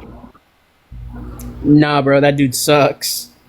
All right, let's go on to the next person, everybody. Only send a guest request if you meet that set of criteria listed on the TikTok screen. Carolina, thank you so much. Really appreciate it. Yes, that's why we need to get Matt on YouTube. Bob, thank you so much for the $10. Thank you. Thank you so much. I really appreciate it. Thank you. An infinite amount. Carolina, thank you so much for the $5. Thank you. Jackie, thank you so much for the $3. Thank you so much. Marin, thank you for the $10. Thank you so much. Decito, thank you so much for the $5. Martha with the $20. Thank you so much, Martha. I really appreciate it. Thank you. Liz, thank you for the $5. Indecisive, thank you for the $7. Thank you. Sarah, thank you for the $5. Thank you. Thank you, thank you. I think I've completely caught up on YouTube. Let's get the next person up here. Only send a guest request if you meet that set of criteria listed on the TikTok screen. We are just looking for some debates, everybody. Thank you to Luna for the $10. Also said to use YouTube. Thank you, Luna. I appreciate that. And thank you to Molly for the $2. Thank you for so much the for the very kind comments. compliment. Thank you. I appreciate that. Thank you to both. Based. Let's go on to the next person, everybody. Only send a guest request if you meet that set of criteria. If you're on YouTube, hit that thumbs up, everybody. Let's try to get to 3,000 likes. Yo, what's up? How old are you? 29. If you could go back in time and you could either vote for Donald Trump or Kamala Harris, who would you rather vote for? Harris. Okay. No. Let's go to the next person. Only send a guest request if you meet that set of criteria listed on the TikTok screen. We are just looking for some debates, everybody. Yo, what's up? How old are you? I'm 22. Do you support Donald Trump? Yeah. If you could go back in time and you could either vote for Donald Trump or Kamala Harris, who would you rather vote for? I would vote for Trump. Okay. And what's your birth year? 2003. What month? April 9th. Okay. And why do you support Donald Trump? 3 reasons. So I don't want free healthcare. I think free healthcare is a horrible thing. And Kamala Harris goes against my Christian beliefs. Were you just on? Did you just lie about your age and then come on? I don't want men and women's sports. And what? I do think he did. There was multiple people. I thought it was just me. I was like, his voice does sound familiar, but I'm not 100% certain. So I was just waiting for the people in the comment section to say it for me to be like, maybe I'm right. Let's go on to the next person. Only send a guest request if you meet that set of criteria listed on the TikTok screen.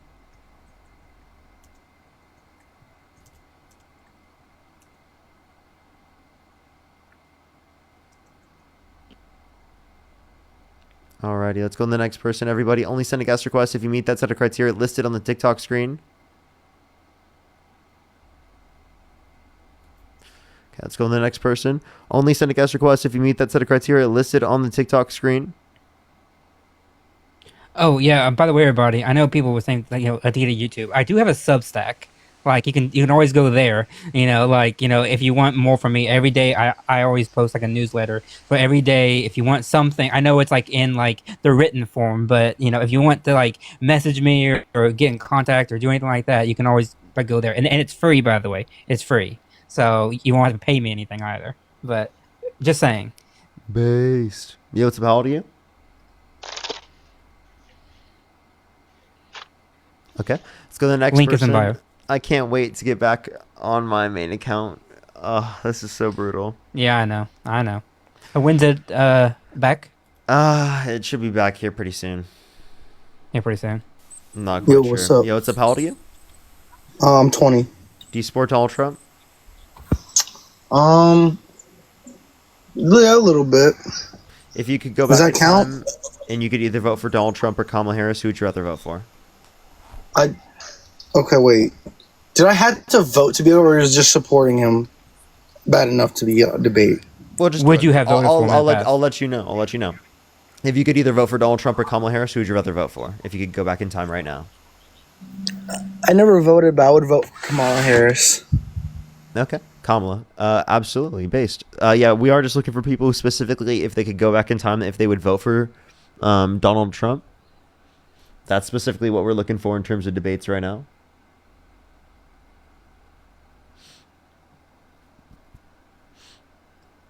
Let's go to the next person here real quick, everybody. Only send a guest request if you meet that set of criteria listed on the TikTok screen. We are just looking for some debates. We are just looking for some debates, everybody. Yo, what's up? How old are you? Hello? Okay. Let's go to the next person, everybody. Only send a guest request if you meet that set of criteria listed on the TikTok screen. We are just looking for some debates, everybody.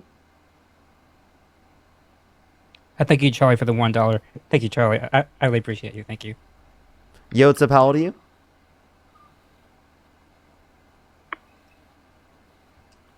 Yo, what's up? How old are you? Let's go to the next person, everybody. Only send a guest request if you meet that set of criteria listed on the TikTok screen.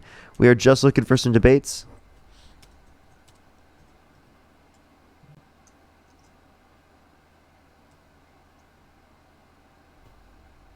Yo, what's up? How old are you?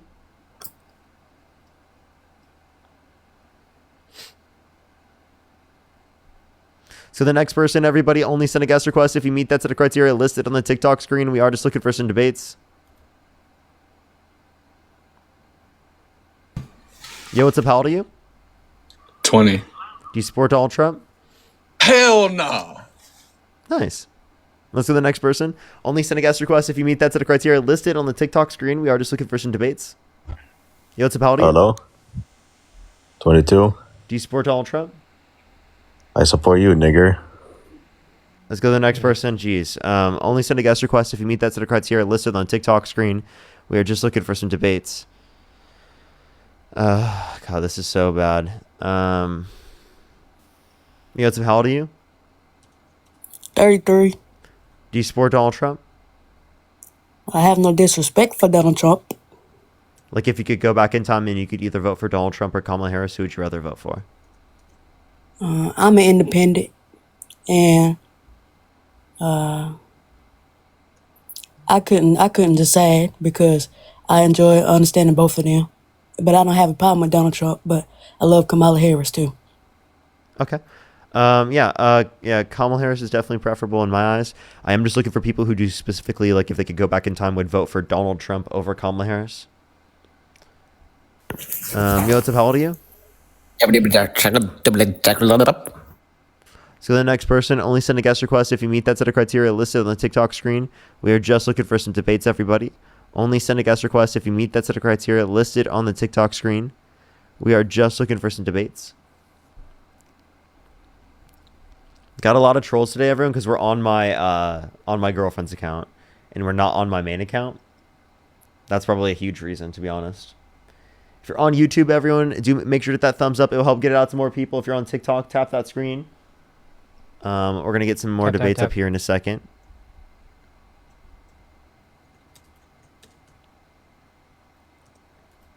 Alrighty, do give it a second, everyone. Yo, what's up? How old are you? Huh? Oh, I'm 20. If you could go back in time and you could either vote for Donald Trump or Kamala Harris, who would you rather vote for? Well, at what age? Go back in time to what? Like what year? 2024. I mean, like, if you could go back right now with your knowledge, like, if the vote were today, would you rather vote for Kamala Harris or Donald Trump? It would have been Trump, but I'm not gonna lie. Trump's been saying some crazy stuff. Like, I'm low key. I'm not gonna lie. I'm like red pill, but like, man, he's been saying some really out of pocket stuff lately. So I'm not gonna. So what specifically? Like, why would you support Donald Trump over Kamala Harris in that context? And why are you red pilled? I don't know. I guess I've always been red. What do you mean? What's the question? Yeah, I asked, why do you support Donald Trump over Kamala Harris, and why are you red pilled? Okay. I'll do the first one first. All right. Trump, I supported him originally because he's like a businessman. So, it just made sense to, like, make the economy better and stuff, but as we know, that kind of didn't happen. So yeah, that didn't really work. So, I mean, he also had 6 bankruptcies. I mean, so it seems like he did the same thing to the cool, presidency as well. I don't know, but I don't really like Kamala. Why not? Because I don't know much about her. I mean, I didn't even like know she was running up until like a tiny bit. Why didn't you choose to do research? I mean, I don't know. It's not. I don't want to like. I know voting's a great thing. Like, I'm African American. I know like we couldn't up until recently, but to me, it's just not that important. I guess I don't know. So I think it's pretty important to vote, and that's why I'm trying to get people to go out there and vote. And I do think that Donald Trump is a really bad person. And I think that even like if you were to not know anything about Kamala Harris, that she would still be a preferable option to Donald Trump. Well, given that, then could you inform me of some of those things? Yeah, like for example, Like major one. Yeah, Donald Trump incited a violent insurrection at the Capitol on January 6th. He said to fight like hell and to take back the country from those that stole it from them. And then he pardoned the people who assaulted police officers on that day, were convicted of it, and then he called them patriots. So he called for the termination of all rules, regulations, and articles, even those found in the Constitution. He was held civilly liable of sexual abuse. Did he get charged with the abuse thing? Like, was it like proven in He was court? going to. Okay, well, I just believe in like due process. So you know, like if like what you just said, that's a big claim. So was that like actually like a? I've never heard of that. There was a court, yeah. So a guy named Jack Smith was actually bringing the case, and there would have been good evidence, but because Trump won, he had to dismiss it. Okay, well, that's a really weird legal situation. But I mean, if you're not convicted of something, you can't really say that somebody did something. You know. I don't know. That's not. I feel like you could come up with a better example for why he's bad, because what you just said isn't. You know, I mean, if he got like charged for it, then it would make sense, but he didn't. So, no. Okay. Wait, he I did get don't know. I like to be charged for it. fair. Donald Trump, literally, he was held civilly liable. It was unanimous by a jury of 9 people for forcefully penetrating E. Jean Carroll's vagina against her will. Donald Trump was convicted of 34 felonies, and he was sentenced. Donald Trump pardoned people who were convicted of assaulting police officers, and he called them patriots. So there were convictions, there were court cases, and there were And juries charges, by the present. way. And they indicated that Donald Trump and his cronies did this. Yeah. Okay, when did this happen? Like I said, I'm 20, so I haven't been like in the whole political thing for a while because I've never heard of this. What, Is this like because you? Because you asked if I could go back in time. Yeah.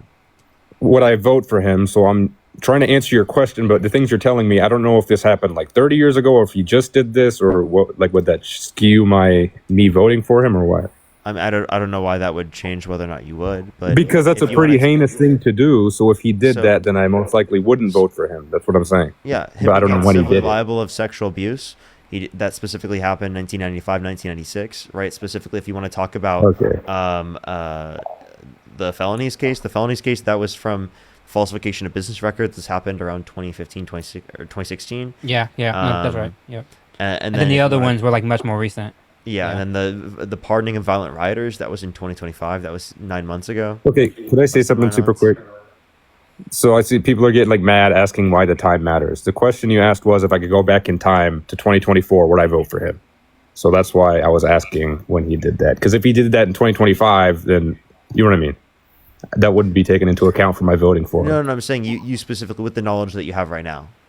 Yeah, no, not now, but I was trying to put a timeline. You know that he would do that. What do you mean I know he would do that? So you know he would pardon violent rioters who beat police officers? So, like, you could take that into account when voting for him because you're going back in time. Or, like, if there would be an election today, right? And it was Kamala Harris. Is it still Donald with Trump, Kamala? Oh, okay. Yeah, and who would you rather vote for?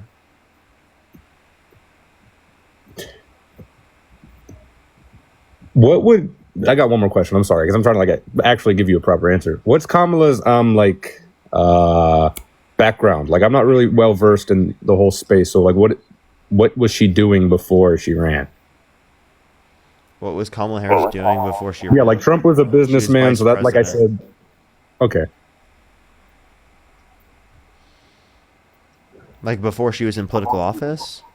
Yeah, just like prosecutor accolades and like life experience and stuff. She was a prosecutor, a district attorney, an attorney general, vice president. Okay, so she's well qualified. That's what I was trying to. That's what I was asking. Senator, yeah. So yeah, I don't keep up with politics. I'm sorry, man. That's why I'm actually trying to give you a proper. No, you're good. No, it's okay. It's okay. Well, I just think it was very obvious in the circumstance that Donald Trump was significantly less qualified. He was significantly more incoherent. His policy was significantly worse. His character was significantly worse. In almost every single way you could point to, he was worse than Kamala Harris. Not in a weird, like, bad way. How old is she? Because I know Trump's like 80 or something. Well, not 80. He's like 70. In her like late 50s, I think. Okay, because that's a big thing I take into account. You know, I don't. You know what I mean? Yeah. I think she's in her late 50s. Maybe I'm wrong, but Someone said Trump's 79. Yeah. I okay. I'm taking up a bunch of your time. Given the knowledge you've given me, she sounds well qualified. Trump's been saying some crazy stuff, you know, and that whole grape thing you just said. yeah, I didn't know we'll about look that. into it. Like, it's Yeah, I pretty need to bad. And educate myself on that. I yeah. mean, it sounds like I live under a rock. Like, my bad. I didn't know about You're that. good. No, we like when people change their minds. Yeah, that's also a big thing we're too, welcome, yeah. because I feel like maybe there's a lot of people that voted and they didn't know about that. Because, I mean, I don't know. Well, that's why we're here. So thank you for changing your mind. It'd definitely be Kamala. Yeah. Thank you for informing me, man. Appreciate Of you. course. Thanks for coming up. Thank you. Let's go on to the next person, everybody. Only send a guest request if you meet that set of criteria listed on the TikTok screen. We are just looking for some debates. I've about an hour and I want to say 15 minutes or so left, everybody. And then I was going to get off for today. Libby, thank you so much for $10. Thank you. Oh. Go ahead. No, sorry. I'll say, I think it Gwen for the $40 on Venmo. Thank you. And for the very kind message. That's very kind of you. Thank you, Gwen. I really do appreciate it. It means a lot to me. Thank you. Libby, thank you again for the $20. Thank you so much. I really appreciate it. Thank you. Julene, thank you so much. I really appreciate the $20. Thank you so much, Julene. I really appreciate it. Thank you. Of course. Thank you so much. Can you explain it for a reliable source? Can you share Trump? I heard there was something shady going on with crypto. Yeah, Trump dropped a meme coin. And yeah, that he just like rug pulled it. And then was Trump with Elon Musk in a new crypto? I haven't heard anything about that in particular. And then looking for a reliable source, I would go to AP News, NPR, PBS, and Reuters. You want to look for areas that have less bias, generally speaking. And then like you can look for like sources from the government with like bipartisan analysis. That's always great. Bob, thank you for the $10. Thank you. Carolina, thank you so much. I really appreciate it. Thank you. And again, thank you. I really appreciate the $5 for hashtag Matt get a YouTube. Haley, thank you for the $50 on PayPal. Can we get some W's for Haley in the comment section right now? Thank you so much, Haley. I really appreciate it. Can we get some W's for Haley in the comment section right now? Thank you so much, Haley. I really appreciate it. Thank you so much. Jacob with the $10 as well. Thank you. W's for Haley. Thank you so much for the kind message, Haley. W's for Haley. Thank you so much. I absolutely will. Thank you. Haley. Danielle, thank you so much. Really appreciate the $5. Joanne, thank you for the $5. Thank you. I really, really, really appreciate it. Thank you.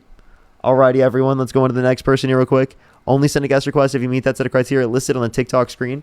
We are just looking for some debates.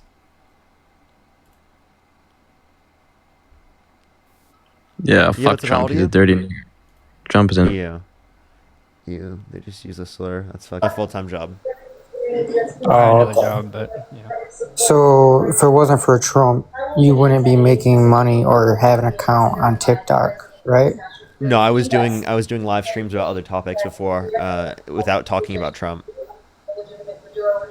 But as of however long you've been doing this on this platform, which probably been since Trump been in for 8 months. If Trump wasn't in political office, I'd be talking about someone else in political office.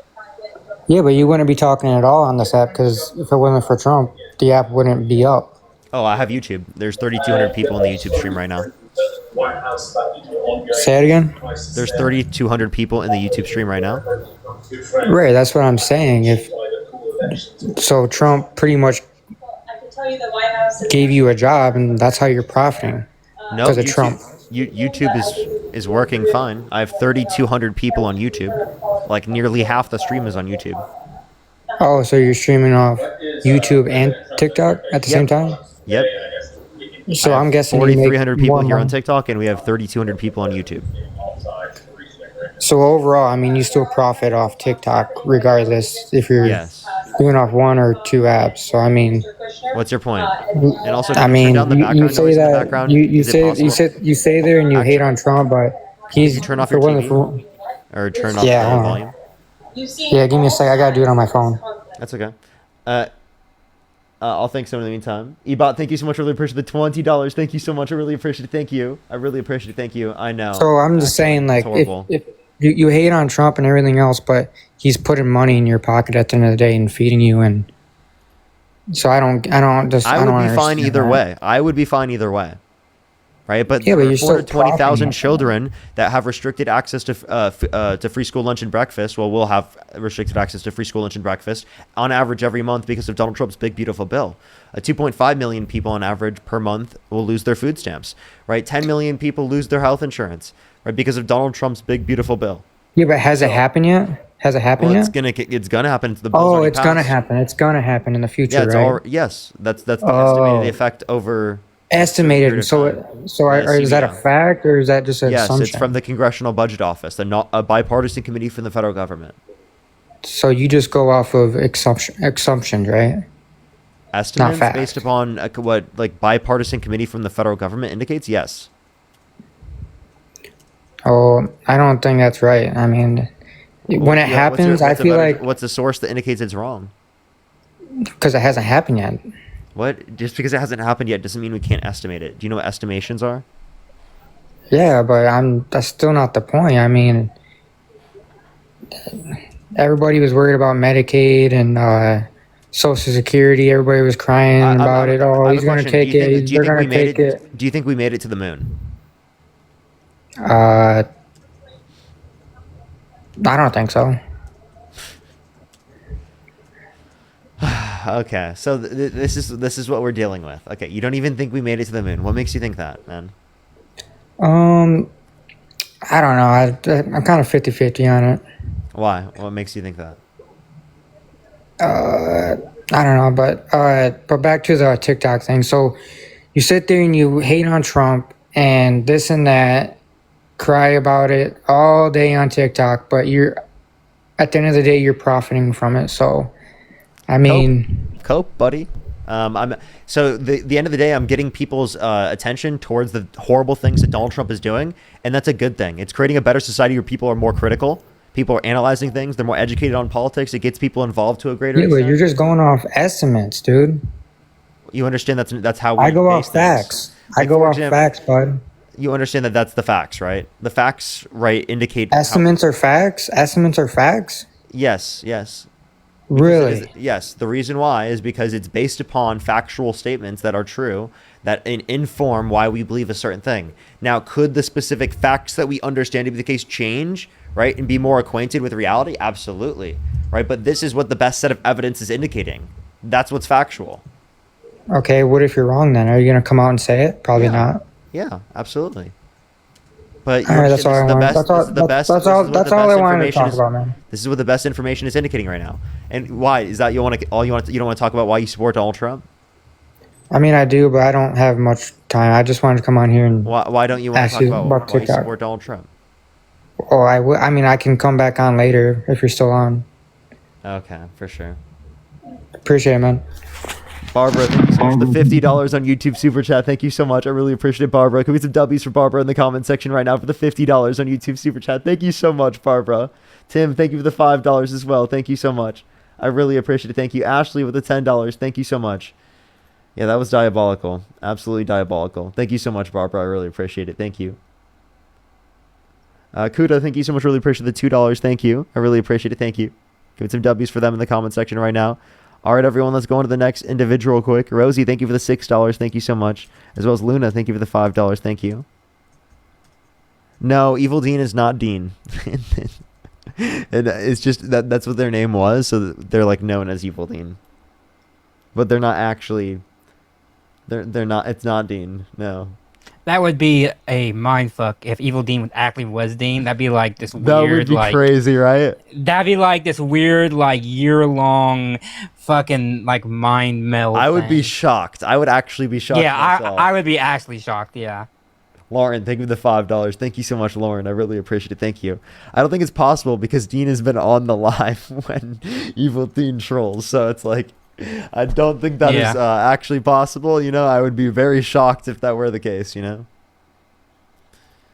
Only send a guest request if you meet that set of criteria listed on the TikTok screen, everybody. RC, you don't meet the set of criteria on the TikTok screen. I've already debated you a million times. Carolina, thank you for the $5. Thank you. Yo, what's up? How old are you? Hey, how's it going, boss? I'm 25. Do you support Donald Trump? I do, man. I do. If you could go back in time and you could either vote for Donald Trump or Kamala Harris, who would you rather vote for? I would still vote for him. Okay, why so? Real quick before we get started, I just want to say to you that this is brain damage watching everybody, come in here. I'm like, this is where like 90% of America's at.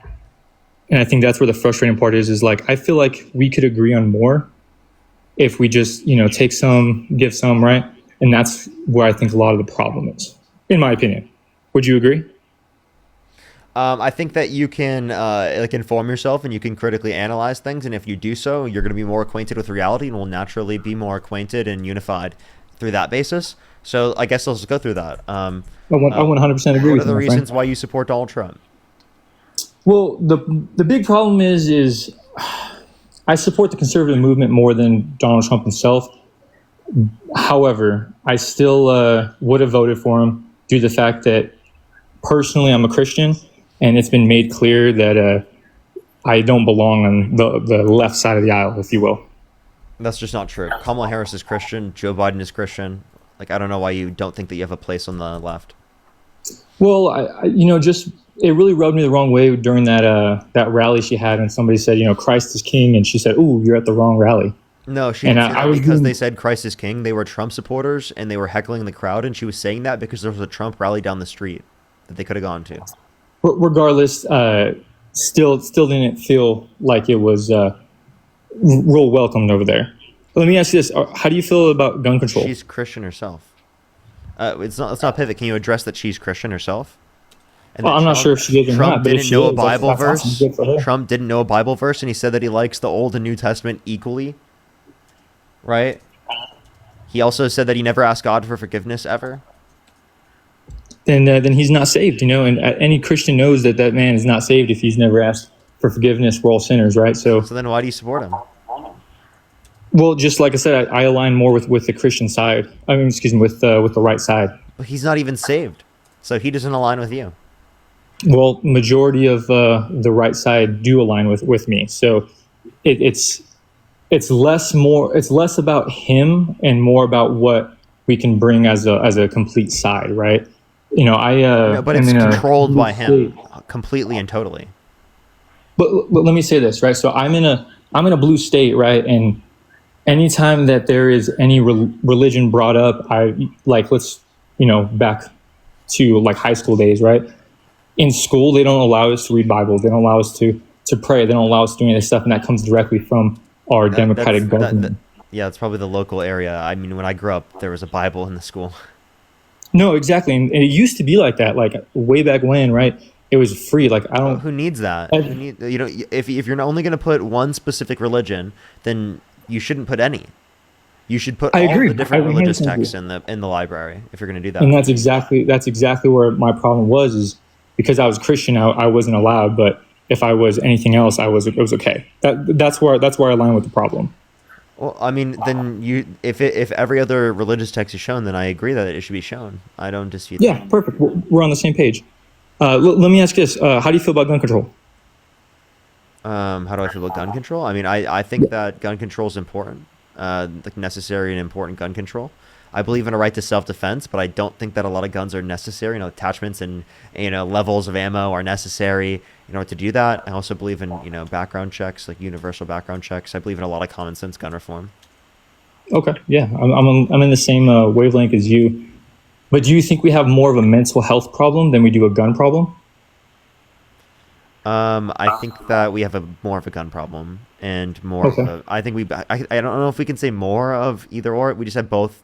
We have a problem with mental health in this country, untreated mental health, and we also have a problem specifically with gun control in this country. Like, I believe in universal access to healthcare, so I believe that should cover mental health care. Yeah, I agree. I think we do need more attention to mental health because of the facts that the gun violence show us, right? So the CDC did gun violence. It's not just because of gun control. Like there are things outside of the context of gun control that relate to why people need access to mental health care. Yeah, no, I completely agree. But like, if you look at those facts, right, they indicate that we have more of a mental health problem than we do a gun problem. And so I the think CDC that's says that ridiculous. 58%. I think that's a ridiculous thing to assume if you're talking about in relation to guns, right? Like, because you understand that it's also the specific types of guns that they have access to that also increase their ability to harm people. And there's also certain types of policies that have been put in place that, increase their likelihood of being able to harm people. So there are certain types of things we can do to restrict this from happening. I agree. And so, but that's what I'm saying, right? So everyone wants to look at the big ARs and AKs, and those are the problems, right? The high magazine, but when only 7% of all gun deaths, and according to the CDC, right, in 2022, I believe, were done with a rifle or assault rifle, if you will, right? Everything else is other handguns, right? So if that's true that we're having a gun control problem, it should be not necessarily just be after rifles, it should be everything, right? So I'm in support, and I agree with you that there does need to be better background checks, and there does need to be other factors involved, but we can't just look at it at one standpoint and say it's just this gun. That's the problem. Would you agree with me? Okay. I think that there are certain types of guns that are unnecessary to defend yourself, and there is too much of an issue in terms of how much it's been used in a level of these mass shootings where I specifically wouldn't give a shit if it's banned, and I think it could be important to ban it specifically to reduce the likelihood of that particular violence happening. If there's good evidence indicating that to be the case, I think it should be restricted, right? Like, do you agree that you should restrict a gun if you know that it's going to net save lives? No, because that completely impedes on the Second Amendment, right? So, net save lives, what are we looking at, Wait, right? I'm sorry. Do you think that people should have legal access to RPGs? Legal access to RPGs, that's a far of a stretch, right? Let's say, hey, do we need to have access to tanks? So you're going against the Second Amendment then. You're going against the Second Amendment because you're advocating for a reduction in someone's right to bear arms. You're right, 100%. So I think maybe they should Second Amendment. How dare I? I know. I know, right? Terrible person. I had someone defend that to me, like, what was it, yesterday? They defended open carry RPGs in public. Yeah, no, that's a stretch. No, but I do believe, right, because ARs, AKs, right, they all have their different things, right? However, if we're looking at the vast majority is handguns, right? There's 47 deaths, gun-related deaths in 2022. 58% of them are suicide. We're looking at less than 1%. It was like 740 something were quote unquote mass shootings, meaning 4 or more people were injured, right? And again, 700 way too many. But we're looking at the vast majority is suicide, and that's only equates to 78% of all suicide. So we're looking closer to 38,000 suicides or something like that. I think as a country we need to do more focus on mental health. Okay, so we obviously as a country need to address that more. I don't think Trump's doing that. I don't think Trump's doing that at all. I think Trump's actively, undermining people's access to health care and health insurance. I think we can address both simultaneously. Okay, so we've talked about the health insurance. Educate me a little bit. Wait, say what? I said, educate me a little bit. What is he doing directly to get rid of health insurance, like you said? He's actively passing the big beautiful bill that cuts over 10 million people off of their access to health insurance. They've shut down the government right now because they don't want to give people access to adequate levels of health insurance through the ACA that was already granted. Yeah, I disagree with that. But like I mentioned earlier, I think we agree on a whole lot more, and there needs to be some middle ground. And at this point in time, like I mentioned, I don't agree with what's going on as of right now. However, I do think it would still be a problem no matter who's in office, because everyone's too hard-headed to want to work with each other. Does that make sense? Okay, yeah, because Donald Trump is dividing the country. So if you don't, I think it was being divided by both sides. If you don't, I think it's mainly Donald Trump, and I can give you arguments as to why. I'm not just trying to be the person who's on the left who's just claiming it's the other side. I'm trying to tell you the facts of reality so that we can actually unify as a country, right? Yeah, no, I Donald appreciate Trump, that, and that's exactly why I'm here. Yeah, so when Donald Trump specifically, he incites a violent insurrection at the Capitol, he says he hates the other side. He actively, gets his side specifically to be riled up in manners in which, are clearly false, right? He lies to his audience. He lies to his fan base consistently. He's a pathological liar that plants seeds of division and hate. and that's not good for our country. I think there's hate speech on both declared sides. war on the enemy within. There's hate speech on both sides, and you see that, right? This is the president, though. This is the president. I mean, do you see that do you see Joe Biden and Kamala Harris doing that? No, you don't. Yes, you don't see that. yes. Tell me, what did they do? There's quotes from either of them, or from both of them, stating that that we need to pick up our forks or whatever, our pitchforks, and if they come in here and say that, I'm gonna hit them up on top of the head, whatever that looks like, right? What are you talking about? What are you saying? I don't have the exact quotes, but I've go and find them right now. Go and find that right now. I'd love to see that quote. What?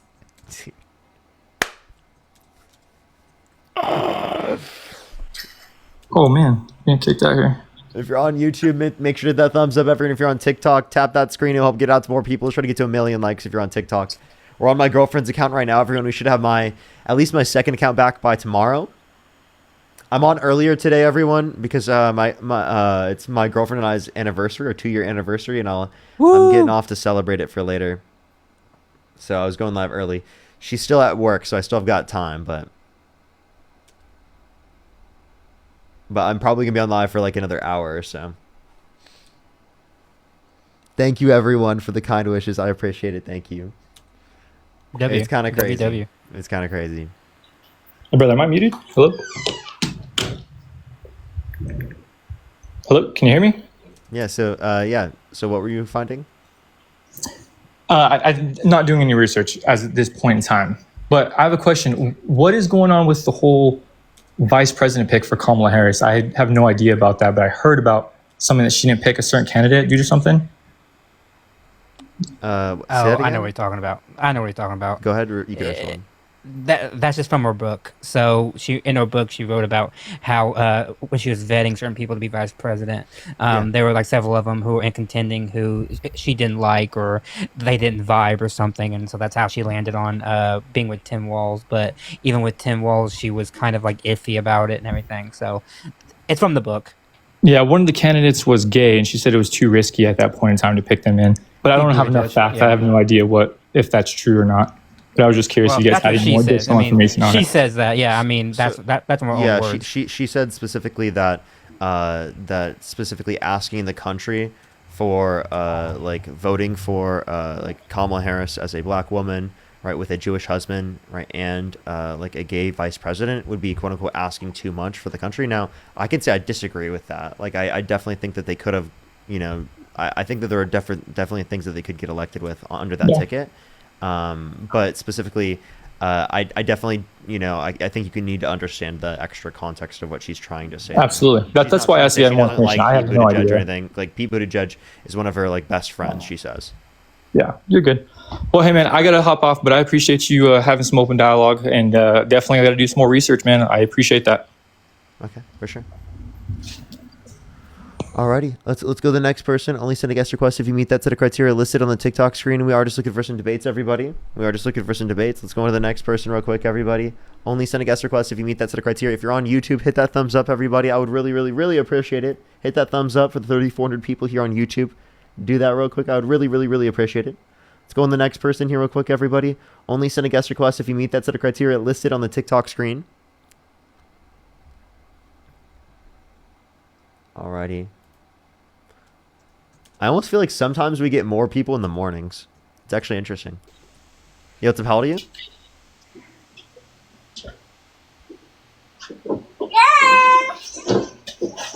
Alright, let's go to the next person. Only send a guest request if you meet that set of criteria listed on the TikTok screen, everybody.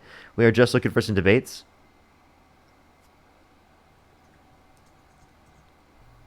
Yo, what's up? How old are you? 6'7". So the next person, only send a guest request if you meet that set of criteria listed on the TikTok screen, everybody. Again, everyone, we are just looking for some debates.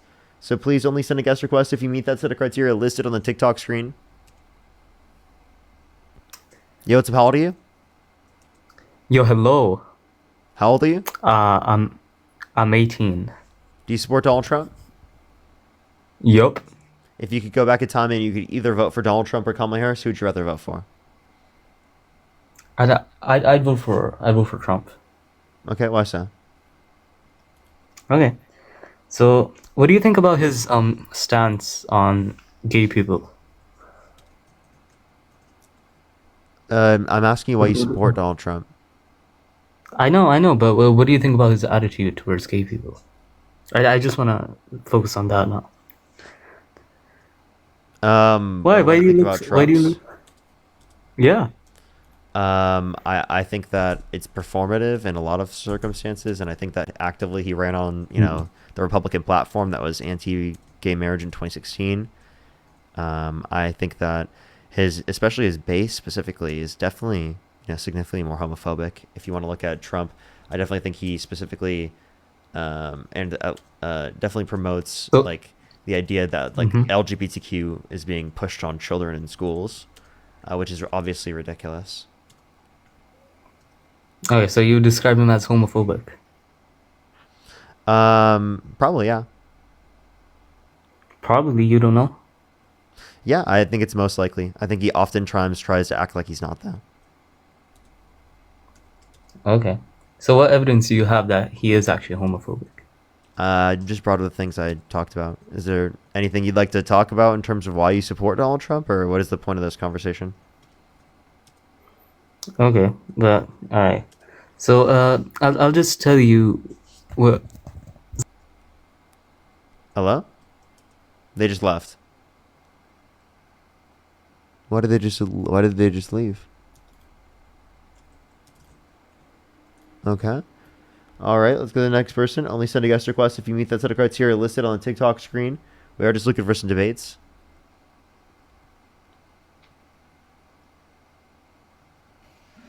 Yo, what's up? How old are you? 34 years old. Do you support Donald Trump? I support the Republican Party. I don't think that, narrowing it down as supporting an individual versus another individual is the right way to look at it, because this isn't a sports team. But yeah, I'm a registered Republican. I voted for him, and I would vote for him again. And if I could go back in time, I would do so as well. Okay, why so? Well, first off, like I said, I really dislike the rhetoric of blue versus red. That's really something that, for me, causes me a lot of pain, because I think that that's just not the way that we should be looking at politics. Now, when it comes to politics, I think that you have to vote for the things that matter to you specifically, right?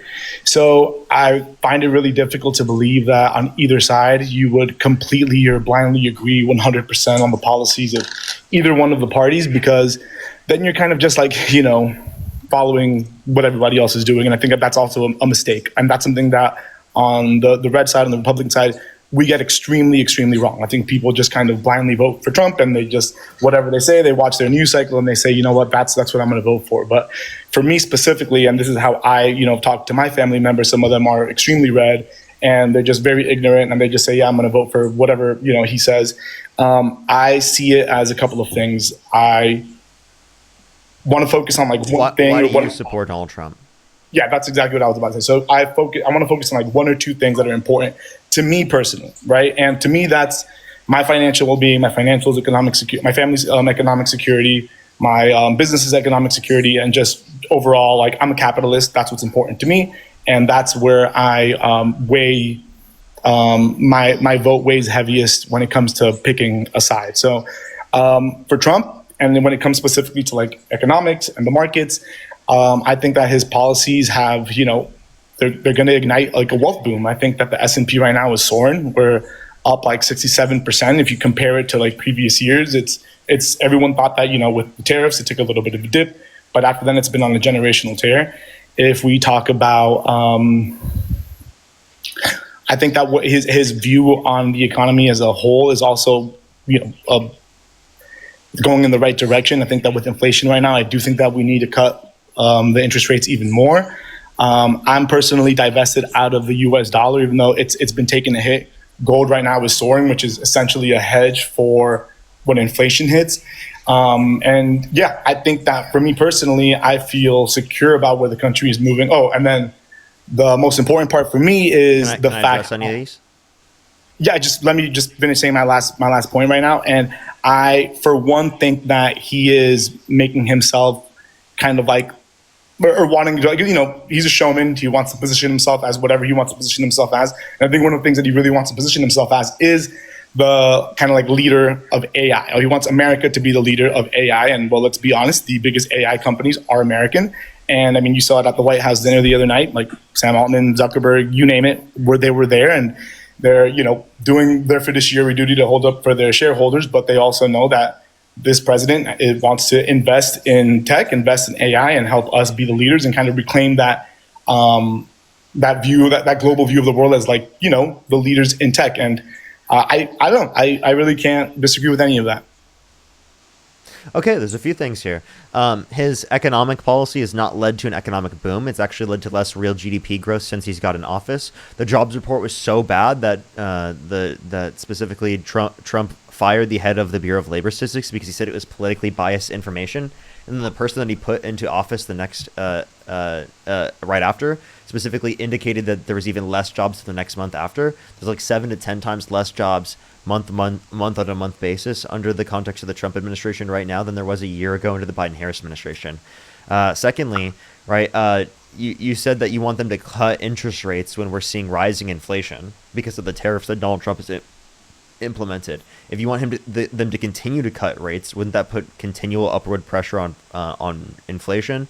And it sounds like you are okay with that because you've quote unquote divested out of the U.S. dollar. I mean, yeah. I just personally wouldn't hold any cash in my bank account anyway. So if I'm just sitting on cash, I'm going to either invest it into whatever market, whatever ETF, or into gold. So that's me personally. And I mean, look, yeah, it's not great that the U.S. dollar is obviously going down a little bit, but I still feel that with the movements that he's made, and he's shaking things up, and his administration is shaking things up. But overall, like I look at my portfolio, I feel like I'm higher than I've been ever than I was under the previous administration. I see companies that are continuing to grow, and I personally don't mind it. I mean, look, I think that one of the reasons that a lot of people on like a more ignorant level, they say, Trump, he's kind of getting rid of the liars or whatever. And I'm not going to sit here and act like Donald Trump isn't a grifter. Why is he selling gold shoes? Like that's kind of crazy to me. However, he's a little bit more upfront about it. Okay, TikTok is being sold to his buddies. Upfront about it, grifter. Do you understand? I mean, how look, diabolically being a grifter means he's dishonestly doing something. You know that, right? Define grifting. I understand, but look at the rest of the people that have power. They're also doing insider trading. Like, look at Nancy Pelosi's stock portfolio. Define grifter. It's a scammer. It's a con artist. And like, if you didn't know that that's who Donald Trump is, then that's pretty crazy. So but if they're a scammer and a con artist, that means that they're lying. So how could they be upfront about lying? Do you understand that's like contradictory, right? I get what you're saying, and fine, we can do mental gymnastics about that. But what I'm trying to say is that on any government official, especially when they're at high levels, they're going to be committing some sort of fraud. They're going to be doing con. And what fraud did Kamala Harris or Joe Biden commit? I mean, if you want to look at their stock portfolio, I'm sure that they've unjustly enriched themselves by a crazy amount. I'm sure that, like, I'm sorry. Having a stock portfolio doesn't just necessarily mean that. But yeah, do you want to get rid of their ability to have and trade stocks? Most of the money that Biden made was specific off the books that he wrote. Okay. I can't speak specifically to that, but I know that there's congressmen and senators that have made millions of dollars. I mean, the Speaker of the House, that doesn't justify Donald Trump doing that and dropping a meme coin and rug pulling it. That does not justify Donald Trump specifically saying now's a great time to buy. That does not justify specifically Donald Trump engaging in said market manipulation. That's ridiculous. So simply because he's more outward towards it, it makes it wrong. When people do it in the shadows, it makes it okay just because we don't know about it? No, it's not good in either circumstance. I believe that specifically they shouldn't be allowed to buy stocks outside of like just, typical index funds. I agree. So as a capitalist myself, the fact that this happens in the shadows, on the left, on the right, either way, it's not like if Trump is just doing this now, he's just being a little bit more like, like he doesn't give a shit. He's out here. He's like, yeah, no, I'm going to sell TikTok to my buddies. I'm going to get rich off of this. But it kind of also gives people that are paying attention. Like if I'm paying attention to the stocks, if I'm paying attention to the markets, I'm like, okay, well, maybe then I should probably buy this. And so it's not really insider anymore. It's kind of like letting everybody know. And it's a shift in the tide. It's a shift in the way that the global economy works. It's a shift in the way that the president speaks to his people. But if I can actually educate myself and make money off of it, then for me, because remember, I'm looking at this from my perspective, because as opposed to like what Democrats do, that just virtue signal and get hurt by every little single thing, and this hurts me. So you just don't care about other people? I mean, it's not that I don't care about other people, but if I would stay here and virtue signal that every little thing affects me and every little thing hurts me, then it would be really difficult for me to we're not live my virtue life. signaling by saying that we care about other people. I don't know what you're talking about. I'm going to be fine either way under either president. That's the level of privilege that I have, right? And that's specifically why I specifically say I should advocate for other people. I'm going to be fine regardless. Why the hell would you not take into account what's going to affect other people? Do you not care about the society you're going to leave for your children, that your friends are going to have to live in, that your family is going to have to live in? Obviously, you want a society that is equitable for everyone, because that includes your future children, your grandchildren, the children that come after them, right? And inevitably, at some point, right, it is the case that like, even if you build some level of generational wealth, that it equalizes out at a certain point. That's how, I agree. It works. And look, listen, I agree with you entirely, right? I'm not sitting here that I'm just like the selfish person that's just like sitting in my bank counting my nickels. But the truth is that there's only a certain amount of bandwidth that I have. I don't work in politics. I have a job. I have a family. I have things to do on my day-to-day basis. I can't be consumed by the media all day long and like the news stories, because I think Trump is also really great at creating smoke mirrors to distract people from what's going on. And then whatever, like like I said, I wholeheartedly admit it. He's a grifter. But if I can hold on to that grift and benefit myself from it and my family from it, if you can grift off of the capitalist, grift, then you like it. If you can grift off of the grift, then you like it. No, come on, you got to benefit. You have to think about other people. You have to think about how many people are negatively impacted because of this. Donald Trump's policies, his big beautiful bill, cuts 420,000 children off of free school lunch and breakfast on average every single month. Right, 2.5 million people off of access to their food stamps, right, per month. Over 10 million people off their health insurance, and adds $3.4 trillion to the debt. Trump's bills, right, in his first administration, added over $4 trillion more debt-related spending comparative to the Biden-Harris administration in terms of what they signed into law. Okay, so then if I look at the big beautiful bill and I see it from my specific perspective, and when I look at when my father dies, if I inherit whatever it is that I inherit, I can keep more of it. I should care more about like all the other stuff than what specifically affects me, is what you're telling me. And I mean, look, that's totally understandable. Like some people say, look, I think it's interrelated. Unless you make over $400,000 a year, you're going to be benefiting more under a Kamala Harris administration. Well, that's the thing.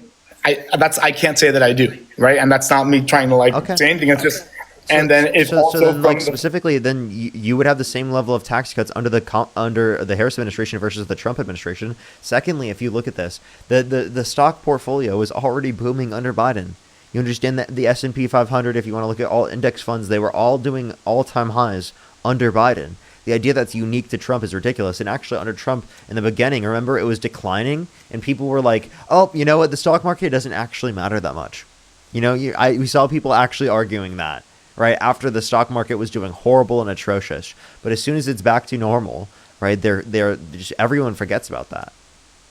I mean, even prior to COVID, the stock market was absolutely ripping. And then, you know, obviously COVID happened, and then, you know, we remember what happened after there. I think that he and you know, it's really weird to think that like the president and his rhetoric directly affects the stock market and improvement of the Mag 7 or all the 500 companies, but it does, right? He genuinely knows how to tell the story and how to say that he's great friends with all of these CEOs to make people confident, because it's like, it's not an indicator of what Trump says or does. It's an indicator of what the market feels, meaning of what retail investors and big bank investors feel. And they obviously feel confident in this presidency because it keeps going up. No, they feel less confident because the economic trends are horrible. The jobs reports were dog shit, right? And it's indicative of the fact that his tariffs are gutting our economy, right? The real GDP growth is lower. There's higher unemployment. Unemployment's gone up. I mean, look, when it comes to the economy of the country, I guess you can look at it in two different ways, right? On a macro sense, like the economy, which is like signal things such as like GDP, unemployment, things like that. And then there's the markets, right? Because that's the public markets are really what dictate this country's actual growth and its strength, and the private sector. And what I lean to, like, give more importance to is going to be those markets, because that's where my money is. That's where I'm invested in. And over the long term now, if I feel that I have more disposable income because the president that's in office is making those companies one way or another rise, or giving more consumer confidence, retail investing is higher than ever, meaning normal people like you and I are putting more money into the market and getting more back. These things are growing. That's really positive indicator for me to feel that I'm being taken care of under this administration.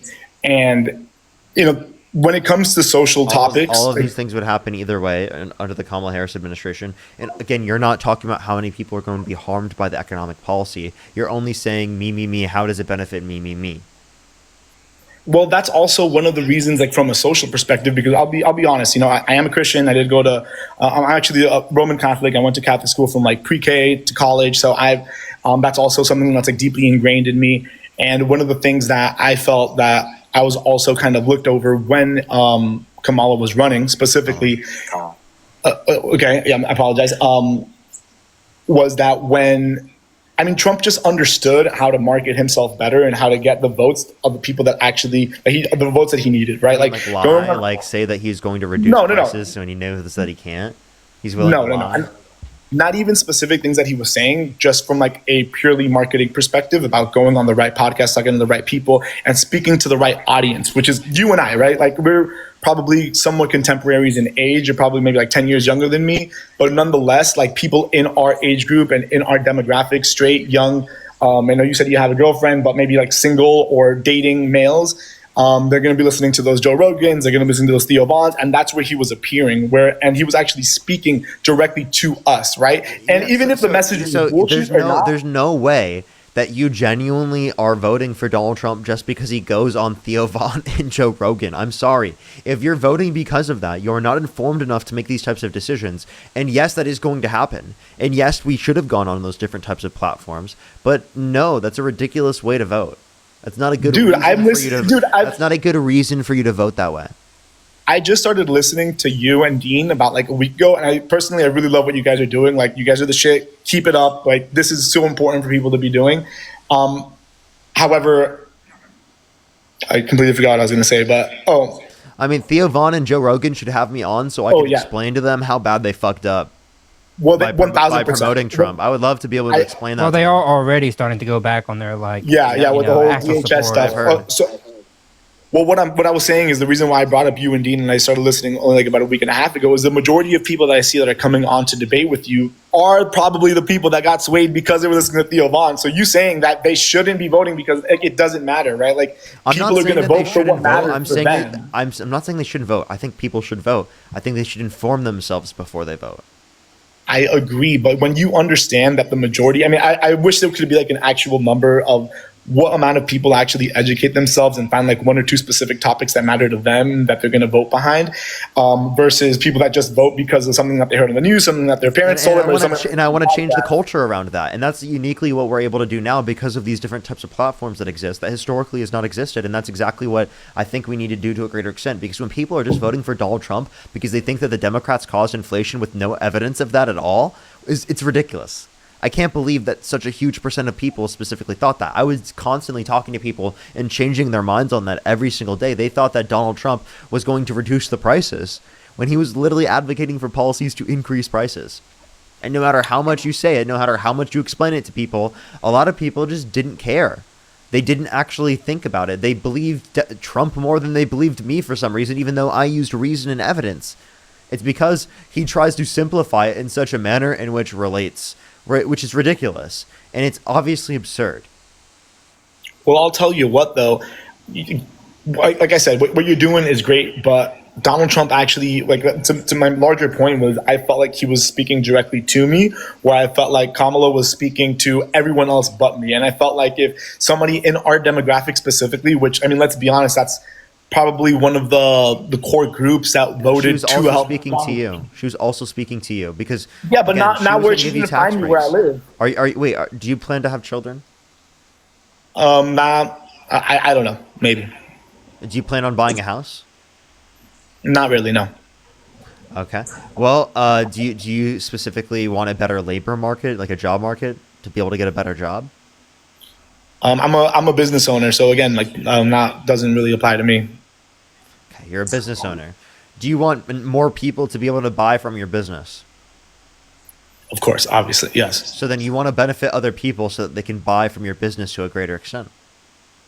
Well, I have a business-to-business company, so it's more than consumer, discretionary spending. It's more about like, businesses need my service to run. But businesses are able to consume more from your business, given that they make more money from consumers. So if you benefit society as a whole, it benefits the businesses that are buying from your business. Fair. It increases their incentive to buy from you. Okay, fair. I mean, I'm not really sure what your point is there. I was more talking about specifically like the platforms that Donald Trump was speaking to, because I love to keep on talking about like the financial and the capitalist perspective, which is kind of what leads my political affiliation more than anything. It really is going to be led by what I feel is going to provide me and my family economic security. That's what's going to be my main. Like I said, if I was sitting here and I'm going to vote entirely based off of. It seems like you're going to be okay either way. You're going to have economic security either way. It sounds like you're a businessman, and it sounds like you do fine in terms of that. And it is the case that you're going to be fine either way. That's what it sounds like. It sounds like Kamala Harris being in the position of political office is not going to take away from your economic security. So if you can provide economic security for a greater amount of people and still maintain the economic security for yourself and your family, why wouldn't you do that? That's a really fair question. And I guess that's where I was moving away from the conversation about like financials and going more into the, I don't want to say like social issues, because I know that can get really weird when we're talking about Trump, because I don't, again, I'm not a Trump supporter. I'm a Republican. And that's what that's the reason I wanted to come on here and speak with you. It was, I want the younger people that do quote unquote support Trump to not do that and to more align with what party that they actually want to, vote for now and moving forward in the future, because you don't vote for one person, you vote for an administration, you vote for a set of ideas and a set of values. And for me, that's the Republican Party. I don't really like Trump personally. Like I would have preferred, honestly, anybody else, but I just personally wasn't going to vote for Kamala during the election time. Kamala, sorry. You give him a greater ability to define what the Republican Party will look like by voting for him. I do. And I at least knew Trump because and I know that the question that you have in the beginning of the discussion is, knowing what you know now, if you could go back in time, would you go ahead and vote for Trump again?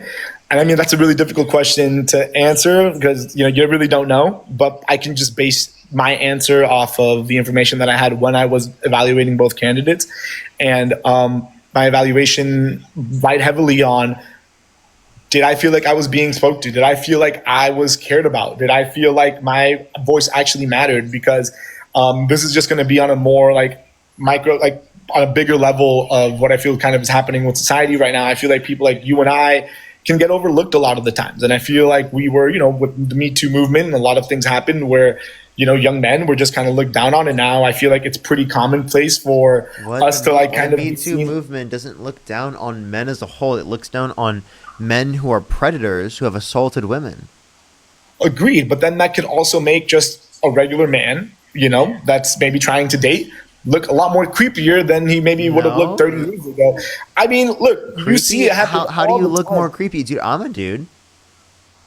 And I mean, so am I. And I have younger cousins that maybe don't have as much social acumen, that maybe don't have game, that maybe don't look good, that maybe don't have so much, economic security. So, I mean, it's the facts are the facts. Like young men are not having sex. Young men are not dating. Young men are getting addicted to porn. They're getting addicted to drinking. Okay, so why is loneliness in males happening to a greater extent? Because they're listening to red pillars.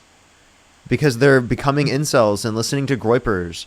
Because they're becoming socially ostracized because they want to hold absurdly obscene views.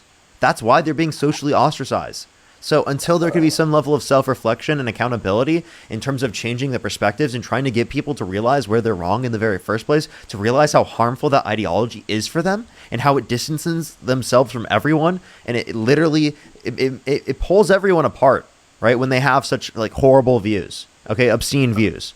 That's what's pulling them apart from everyone else. The reason why they feel so alone and the reason why they feel like they don't have community is because they've rejected that community, right? By specifically, having such obscene views. I don't necessarily think that that's the cause. I think it's more the effect. I think that social I don't think it's the only cause, but I think it's a huge factor. I think that, man, I'm going to have to disagree with you on that one, like wholeheartedly. I don't think that you find the Groyper community or you find the red pill and then you lock yourself up in a room and play Call of Duty for 12 hours and watch, and it becomes a feedback loop, though, Yes, right? I mean, it's a these feedback things loop. don't just, you stumble on it, but what they do is that all young men, or all men at some point in their life, many men, I'll say, right? They might be lonely at some point in their life, right? And they might feel like the world's ending. I know I did when I was younger, right? We felt the world's ending. Yeah. And we find these little nuggets, and what the poison pill is it teaches us that we are not in control of our own destiny, but that other people are the cause for why we should actually say that third of blame, right? That it's about women that we to blame. It's actually their fault that they won't date me, when really it's about the men having bad beliefs, having bad attitudes, and frankly not knowing how to interact.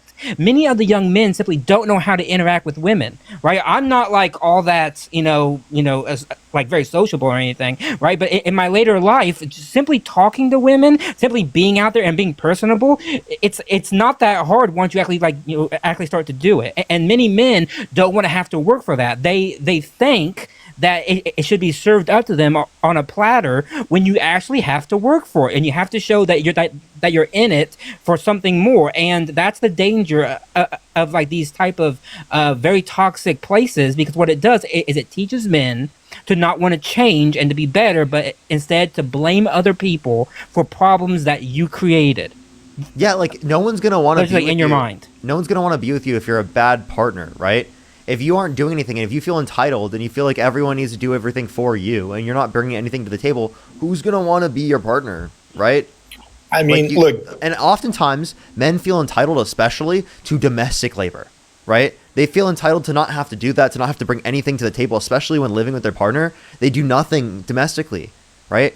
And then it does not feel equalized, especially when there are equalized salaries, especially, right? And equalized level of working. Women are also working to a greater extent in the context of domestic labor. It's called a double shift, that they're engaging specifically in the context of the labor force and then doing a double shift at the home in terms of doing significantly more domestic labor, because men feel entitled to not engaging in the domestic labor because that they probably weren't expected to do that through their whole life, so they specifically didn't learn it to the same extent, right? And two, specifically, right, they feel entitled to it because they feel because society is normalized men not having to do these things, they feel like they don't have to do it.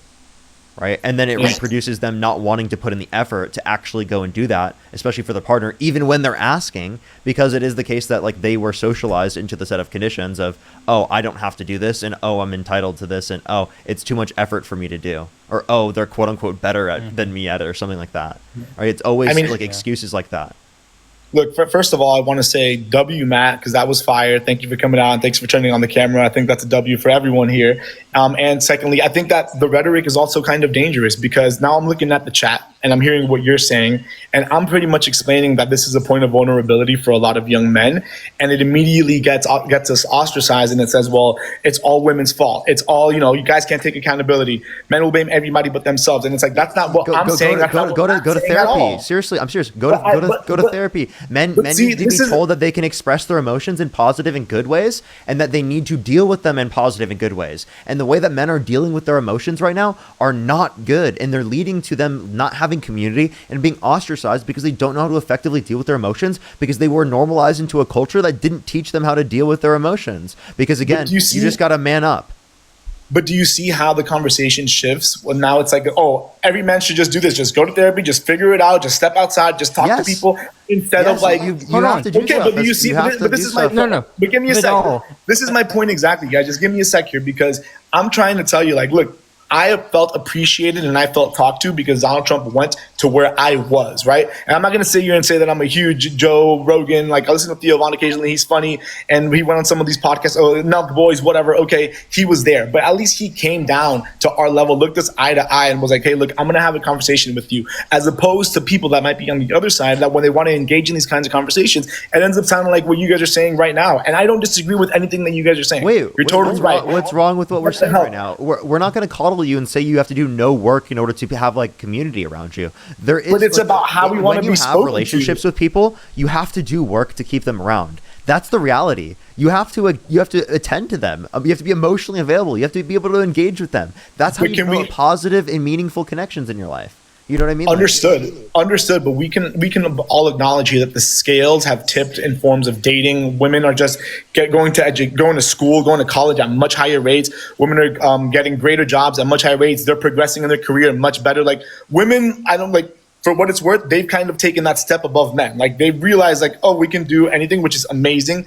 Do your thing. But now, like they're just not going to date down, right? And men women's are just success though, but see how you're painting it is though as women's success means that men are failing. That's not the equation. When women are lifted up, men are lifted up. Men are just now having to see what it's like not being in the position of privilege that they've had for 5,000 years. That's the difference. See, that's what you're not understanding. Is look. I'll be honest with you, you and I, we actually do agree, right? I agree that the Democrats should talk to men in certain ways. Right, we need to reach out to them because Gen Z in particular, they went to the right. I don't want them going to the right. I want them to come to the left. But what I don't want to do is I don't want to get them in their head that they're a victim of something. Because victimhood, it infects who you are, and you start to blame others, and then that leads to anger and to spite and to all these other bad emotions. We can teach young men that it's okay to be who you are, but when you want to actually go out, and if you want to get a woman, if you want to start dating anything, you have to make yourself better, and you have to actually put in the effort to do so. That is not saying anything that it's bad to be who you are, but women want you to have the right opinions. They want you to have the right type of way that you act and everything. And if you're not going to act that way, then you can't expect to get many women. That's just how it is. And so you're going to have to kind of change who you are, in like some kind of way to get to that point. Because if how you are right now, there's something about you that is making women not want to come to your side. What is it? Probably the way that you're acting, or like what you believe in. Right? In the same way that you're telling one of those two Democrats things. that we need to talk to men in a different way and we need to engage with them in that type of way, is the same way that you need to view engaging in relationships. If you want people to want to be in relationships with you, you have to see what they want in a relationship. You have to communicate with them. You have to engage with them, and you have to see what feels best for them. And you have to try to work with them to do things in the way that will feel best with them. And that takes a lot of work and communication and engaging with them, especially in a very, very, very meaningful relationship. Especially when you start living with someone, especially when you've been with them for a long period of time. That becomes so important. I mean, obviously, I'm going to continue to be painted as the bad guy here, and I do agree with you guys, but I just feel like we're not really getting to the root of what I'm trying to say here, which is all of these are really great solutions, and I agree with, yes, guys, like get off your ass, go outside, touch grass, go join a third space, like go hang out at the mall, like whatever, but it's not as simple as that. Like that's not what's happening. The reality is that there's hundreds of thousands, if not millions of men, young men, especially now, Gen Z, that are 9, going to be turning 12, going to be turning 15, going to be turning 18, that they just did not ever develop that muscle. They have the iPads in their face and they're just chronically online, and they're just not going to be able to develop that muscle. And as easy as it might be to say, yeah, just go outside and talk to people, that's not going to happen. I didn't just say go outside and talk to people. I said go to therapy. By the way, I'm not someone who goes outside all the time, right? I understand what it means. I'm part of the generation that had the iPad in my face my whole fucking, not my whole fucking life. There was a point in my childhood where it was like literally just like me climbing trees and stuff like that. But there was a part of my life where there was the transition where I started going on a huge portion of my life, especially like middle school, high school and stuff like that. I was in front of a device the whole time. So can I tell you? Like, can I position this in a way that, I mean, it's going to make me sound a little bit, rude, whatever, but like, can I tell you what this sounds like to me? This sounds like you're telling poor people, stop being poor. What?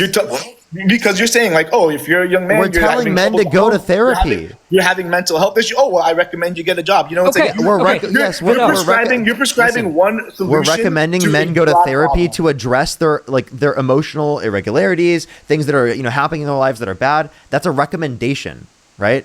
Yeah. Do you think that's a beneficial recommendation?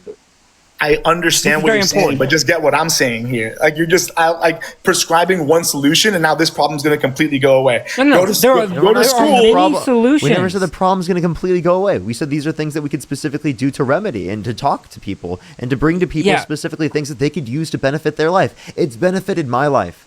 Really. Like I didn't see the beneficial aspects of therapy until I started utilizing it.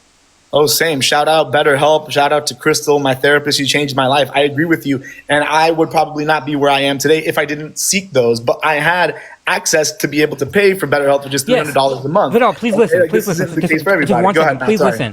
Which party wants to provide health care to people, including mental health? Which party wants to make sure you get access to it? Only one party does that. We are advocating for it because we believe all people should have access to it. The reason why some men and some people don't have access to it is because we have a fucked up healthcare system. One party wants to change that and make sure everybody has access to it. One party does, not the other party. But come on, guys. Like, let's not act as if, though, if the Democrats were in power, the healthcare system would now be completely... No. I'm saying... Everything is going to be all flowers. Yes, I agree with you. Like, the Democrats, for a long time, have fucked up on this, right? They haven't gone like Bernie, and actually done the right thing, right? That's not what I'm saying, right? But what I am saying is this. They have advocated for more outcomes with healthcare than the Republican Party. Only one party talks about mental health the way that you're describing, and that is the Democratic Party. We have members who have for decades advocated for people to get healthcare free of charge at point of access for things like mental health. The fact that it is so damn hard to find these services is like outrageous. And only one party has continued to advocate for those things to be put under government control so that people have access to it. Only one party has. I mean, yeah, like, look, I remember at the beginning, I'm going to be very obtuse when it comes to this. My political alignment lies on a financial, strictly when it comes to money and when it comes to how I feel young men are being spoken to and young men are being addressed, right? So that's going to be my two main things that I'm going to be holding on to. When it comes to healthcare, I'm with you. Like, I don't know if the shutdown is actually going to solve anything. Personally, I pay about $1,800 a month right now in healthcare, which is like, well, that's stupid. It's absolutely ridiculous. And it's because I don't have a job. I'm a business owner. I have to do that for myself and my wife. And I mean, it sucks. And if that does end up going up 75%, like, obviously I'm going to be extremely upset. So, but I don't want to move away from the main topic that we were talking about, which goes back to just how I feel that the handling and the communication is happening from the Democratic Party, specifically to people money like from a us. universal healthcare system. Yeah. I'm not going to say that UBI or universal healthcare are bad things, but it's not even on the table. So why are we talking about it, right? Like, we're talking about Trump because we advocate for those things. Wouldn't have actually because we want to get it in people's heads that it's a good thing. Like, that wouldn't have actually happened if Kamala was in office either way. So why? By the way, Kamala was advocating for increasing access to health insurance, and you have to understand that when we talk about these things, we're bringing it more into like the conversations of what people are having to change people's minds on the matter. Right, to be able to get people to see that there are other solutions than what's specifically being provided on behalf of, say, like the Republicans and Democrats as of currently, right? And by the way, the Democrats were talking about this and did have conversations about this, especially in the 2020 primary race. I mean, a lot of things are said during the race. You and I both know that, right? How many things did Trump say during the race? And I'm not going to let's not act as if the Democrats hold their word to everything that they say when they're running. You have to do what you do to get the votes, right? So I don't want to play in the land of hypotheticals of saying, well, this could have happened and this is what they were running for or whatever, right? So, I mean, that's to me, that's a little bit irrelevant. And again, I don't want to go deep into the healthcare conversation because that's not one of the... And back to the male thing. I agree with you that the Democrats have, shall we say, lost their way on how to speak, just like men, right?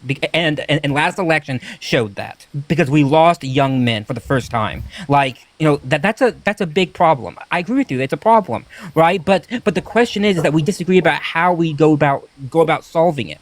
Because I believe, and I think this is Parker's point too, is that you don't solve it by speaking down to men and saying that you're victims of something and that you should just cry about it and blame others, as so many people do. Instead, it's about recognizing what you're good at, putting in the actual boots that people can pull themselves up by, so that men and women can be lifted up together. Because for so many men, they believe, unfortunately, that the rise and the success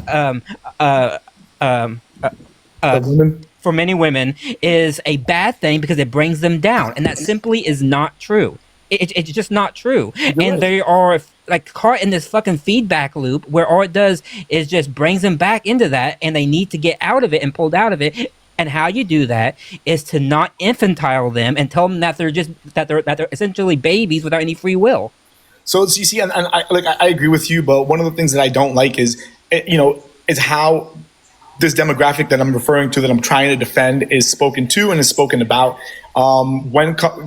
I'm sorry, Kamal. When Mrs. Harris, we're all men. We're talking about ourselves right now. We're talking about men in general, right? When Mrs. Harris was running for office, on her website, she goes, "This is who we run for," right? And there was 27 different groups, everything from LGBT, and there was no men, and there was no men, and there was no men, I know that. Especially young men, people that are 35 and under. We just feel ostracized. We just feel like, oh, it's just an easy fix. Be a man, man up, go to therapy, do this. But no one's actually taking the time to come down to our level. We're not saying man up and just go to therapy. That's not what we're saying. I'll talk to any man. It feels like that, and then you look at the comments. Listen, we're giving actionable solutions, and you're saying any level of actionable solutions we actually give you, you're just going to not accept. That's essentially what this sounds like. You're not willing to accept any actionable solutions. We're telling you things that have worked for us, dude. We're not just telling you this because we want, we want to blame you or whatnot. We're telling you this because this has genuinely helped us. But back to my analogy of what I said earlier, this is a big problem that's happening in this country and globally, right? I think with the rise of social media, I think with the rise of easily access to porn, that's a whole other issue that I'd love to talk about. I'm not sure how much that has to do with actual politics. I think that young men are just really experiencing a lot less social interaction, a lot less marriage. I mean, you've seen it, right? What's the absorption rate when it comes to actual new childbirth? You've seen it in China, you've seen it in Japan, and you're seeing it here. People just aren't fucking. They're not having babies. They're not getting married. These things aren't happening anymore.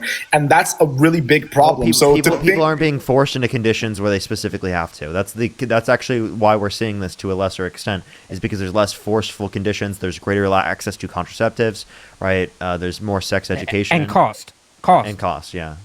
Like I'm in the prime age to be having kids, right? And if I get married in a couple years and I want to have kids, I have to think about cost. It's so fucking expensive to have a baby, not just for health insurance, but for daycare, for childcare, for school, all that stuff. I have to think about that, right? But again, Vidal, I'm going to come back to the fundamental thing, though.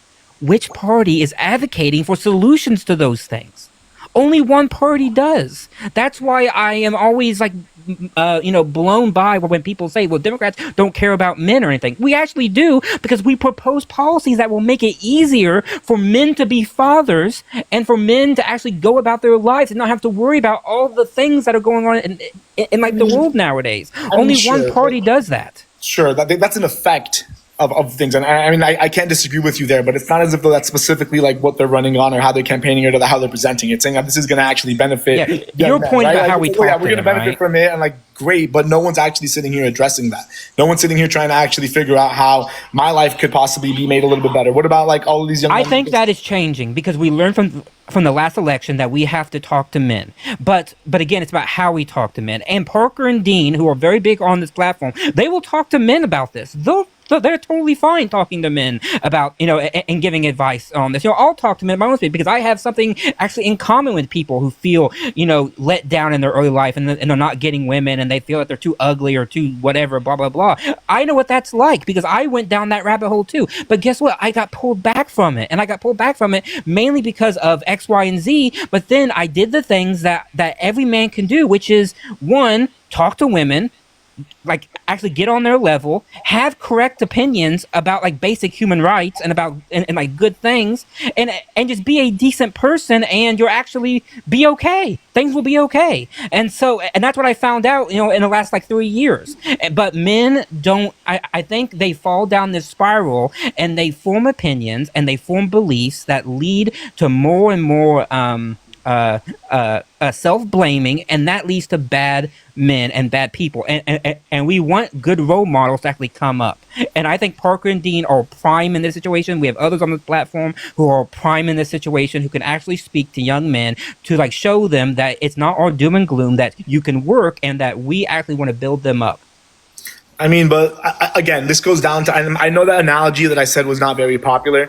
And it's just this is a bigger problem than just a couple of young men. This is a problem across the board. So it just feels again, if you're telling If you're poor, stop being poor. If you're poor, go to college. That's If you're not poor, what we're saying at get a all. That's better not what job. we're It just saying feels at like, all. people that don't actually have that experience feel like they can just snap their fingers and then the problem's going to be solved. This is something on a much larger scale, and I can see it too in the comments right now. Everyone's hating on me. Everyone's saying, "Oh, men just want to be a victim." Men's People hate fault, on me all the women's time fault. too. Like So I they're have all people in just the comments who hating hate on and me. it's like, People this hate is on exactly everybody. what the issue is, because being like when I feel like I'm talking to the Democratic Party, that's exactly how I feel. Should I present this issue? It's like, oh well, you've ran shit for the past 5,000 years. Oh well, stop bitching. No. Oh well, Hold you on, just hold want on. to be No, hold on. coddled. That's not it. We're Vidal, going when through an we actual said problem here, and no, I'm just being told to shut up and stop when bitching. I said that, am I factually correct? That for the last 5,000 years, men have been running the show. And it's only in the last maybe, at best, 40 years, 30 to 40 years that women have been starting to move up and have gotten to the same level. Like, that's factually true, correct? Yeah, absolutely. It's indisputable. Okay, so all I'm doing is simply pointing out a basic fact. Right, that's all I'm pointing out. I didn't say you have to, cry about it or I'm bitching about it or anything like that. I'm not saying that. That's not what I'm saying. But when I talk to men about it, I'm saying that's the simple fact. Now, how do we move past it and get you to understand it and move past it?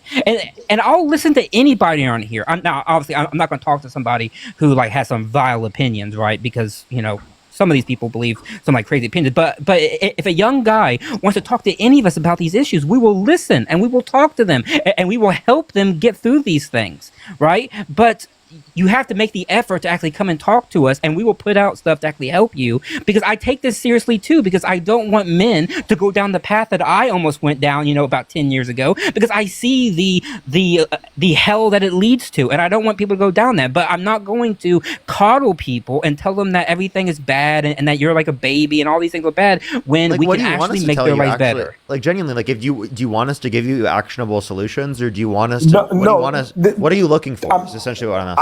I don't think that we're trying to solve any problem, right? What I'm looking for, or what I'm just saying, is the reason that I voted for Trump and why I would vote for him again is I just felt like the demographic that I belong to, a demographic that's very important to me. I have, a lot of friends and family members that are in that same demographic. What would you prefer us to do? Well, like I said, first of all, if Kamala would have ran and she would have actually gone on those podcasts, if she would have spoken to those people, if she would have, instead of continue to try to speak to the audience that she had already won, actually address the other people in the room that are voters, that are going into the workforce, that are going, that are trying to be parents, and give them some sort of hope, inspiration, talk, instead of just absolutely neglect them. That would be a nice place to start. And I think we are. I think we do these conversations. I think that's what we're doing right now. I honestly don't think that we're having anything productive at this point. Is there anything else you'd like to say before I go on to the next person? No, that was a lot of fun. Appreciate you guys. All right, yep. Sure. Thanks for coming up. All right, I think I'm going to do one more person real quick, and then I'm going to get off for tonight, everyone. One more person, then I'm going to get off for tonight, everyone. Let me thank some people for real quick. Go ahead. I thank you to Kelly. I thank you for the $10. Thank you so much. I really appreciate that. Please get a YouTube. Okay, thank you. Thank you to Lee for the $15. Thank you so much, Lee. And also, thank you for a very nice comment. Thank you. I thank you to Kaylin for the $5 for also being real. Thank you so much. I thank you to Libby for the $20. Thank you so much. I thank you for the kind comment. I thank you to Tiffany for the $5. I thank you, and also for Matt get a YouTube. Okay. I think the Alexandra too. Thank you for the $2. Thank you very much. I thank you all very, very much. It really does mean a lot to me. Matt, get a YouTube. I love that. Matt, get a YouTube. That's gonna be spammed in all my things from now on. Seriously, that will be your name. Sarah, thank you for the $5. Thank you so much. Yeah, it's actually crazy. Thank you so much, Sarah. Samantha, thank you so much for the $25. Thank you so much, Samantha. I really appreciate it. Thank you, as well as Kenneth. Thank you for the $20. Thank you so much for happy anniversary. Thank you so much. Thank you, everyone, all for the kind words. I really appreciate it. Alexandra, thank you so much for the $1. I would say her for thoughtfulness. That's what I would say. Sophia, thank you for the $1. Thank you. Joanne, thank you for the $5 as well. Mort, thank you so much. I really appreciate the $6.66. Thank you so much. I really appreciate it. Thank you. I'll make sure to look. Jelish, thank you so much for the $10. Thank you. I really appreciate it. Thank you. Katie, thank you so much for the $5. Thank you so much. I really appreciate it. Thank you. Jolish, again, thank you so much for the $10. Thank you so much, Jolish. Ashley with the $2. J Slim, thank you so much for the $5. Thank you. Reviews, thank you so much. I really appreciate the $5. Thank you so much. Jolish, the $5 again. Flying Squirrel, thank you for the $2. And Marin, thank you so much for the $50 on YouTube Super Chat. Thank you so much, Marin. Mad, thank you for the $5. Thank you so much. I really appreciate it. Thank you. I really appreciate it. They said, I'm a woman in a male-dominated STEM career. We're not treated equally yet. Men are just figuring out what it feels like to be us. Absolutely. Thank you so Yeah, much, Matt that's- Scramble. yeah, Thank that's you. fine. I really appreciate it. Thank you. Libby, thank you for the $10 as well. Feisty, thank you so much for the $10. Megan, thank you for the $2. Thank you. Ask Yourself, thank you for the $5. Tim with the $2. Thank you. Jewel, thank you for the $2. Ashley with the $2. Thank you. Rodney, thank you for the $10. Capone, thank you so much for the $20. Thank you so much. Carolina, thank you so much. I really appreciate the $5. Thank you. Lauren, the $5. Kuda, thank you so much. I really appreciate the $2. Thank you. And I think I'm fully caught up, everybody. If you want to support me, And as thank you, always, Tabitha, Venmo. for $5. Thank you. Sorry, Base. Parker. Sorry. I'm No, sorry. you're good. Don't worry. If you want to support me, as always, Venmo, Cash App, PayPal, link tree in the bio, as well as the description of the YouTube, as well as you can support me over YouTube Super Chat and the pinned comment on my YouTube. As well as make sure to support Matt as long as he's up here. We're going to get one more person on here for today, and then we're going to go get off for the day. And I'm going to celebrate.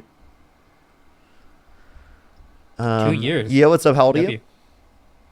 28. Do you support Donald Trump? Yes, I do. Okay. Why so? He's made America great in all aspects, I would say. Specifically his border policy. Quick question. What about Joe Biden endorsing Trump when he was running against Kamala Harris? Kamala, he didn't do that. Do you see my photo? You mean him jokingly putting on the Trump hat? Oh, that's a joke. Yeah? So when Trump says a joke, it's not a joke, it's dead serious. But when Biden does it, it's just a joke. There are certain things that Trump has done that are jokes that are fucked up, and I mean I can disagree with Joe doing that, I guess, to a certain extent if you're saying that, but I mean I thought he was just making fun of MAGA, honestly. So why did Kamala Harris not feel that way? Kamala? What'd you say? Yeah. Why did she not feel that way? I mean it was Because definitely she like knew that it'd be turned into a meme. That's yeah, why. like That's exactly she what said. you're doing right now. Like that's actually Yeah. exactly what it is. It would just be seen He's as an referencing the book, That's by the why I way. would say that like I would disagree with him doing it, is because like we know exactly what the right's gonna do. And they did it. But when Trump does that to you guys take it and run with it and push the agenda. Like what? What completely? Trump doesn't put on a hat of the opposite party. Trump says fuck shit and then pretends Yeah. it's a joke after he says the fuck shit. But when he says it, he actually means it. It's only later that he says, "Oh no, that was just a joke." That's the difference. All right, but what about John Fetterman? Have you heard what he said recently? Democratic I've senator. heard many things about John Fetterman. What does he have to do with anything? He's pushing Think that about the left-wing terrorism is at an all-time high in the past 30 years. Something that you guys say that isn't true. You're saying John Fetterman said that left-wing terrorism is at an all-time high? said it. Right-wing It's domestic fact. terrorism is more likely to occur by a significant extent comparative to left-wing terrorism. Do I you want a agree with source for that, by the way, but Go to his Twitter, John Fetterman's Twitter. Nope. Okay, but you see, it's a small portion, right? It's a very small portion of the overall domestic terrorism. So, do you want to acknowledge the overall majority percent that Have is you seen the domestic graph, terrorism Parker, on the right? that the Yes, representative- I've seen Have you seen the exactly what graph? he's talking about, and it's like such a Yeah, I do too. small little portion and sliver is left-wing Yeah. terrorism, and they're like, Let's "Oh my ignore god, all the left-wing years." terrorism is off the chart. It's off the chart." When it's like the smallest little sliver comparative yeah. to like, And then all the years prior, it's like the gray is like right-wing terrorism, and it's like sky high for every fucking year. So a Democratic senator tweeting that out is why would John he Fetterman tweet that has been out? pissing me off lately, frankly, and I think, look, and frankly, as of right now, if he ran for re-election, I wouldn't support him. He's been one of the biggest disappointments. Would that you I've support ever Trump? seen. No, what the fuck? What? So What- who what would are you you vote saying? for? Nobody? Are you saying John Fetterman- well, I Fetterman can't versus vote for- Trump? Oh yeah, if it Yeah. was John Fetterman versus Trump, then I vote for John Fetterman. But I'm saying if I was in Pennsylvania and if I was voting for senator, I would vote in a primary against John Fetterman because I think he has been a huge disappointment. But if it was John Fetterman versus Trump, I would obviously pick John Fetterman because he's still a Democrat. He's just a very disappointed, type of Democrat. What about Kamala and Biden opening up the Kamala. border? Kamala. And Wh- when did they whatever open her the name border, is. and what policy opened the border? Their open border policy. Which one? It's the policy of the open border. What about? Let's get to the point. No, It's the policy of open border. Tell me what open border policy. Policy. I don't know. I didn't follow them. They were the worst thing that has ever happened to America. It's so bad. He Their doesn't know open where border it's from. policy. What open border policy? It's the open border policy. Let me look. It's the policy. Give me a of the open second. border. Give me a second. Give me one second. Hold up. Hold up. I'm trying to. Give me one. Hold up. I think I found it. Look, I found it.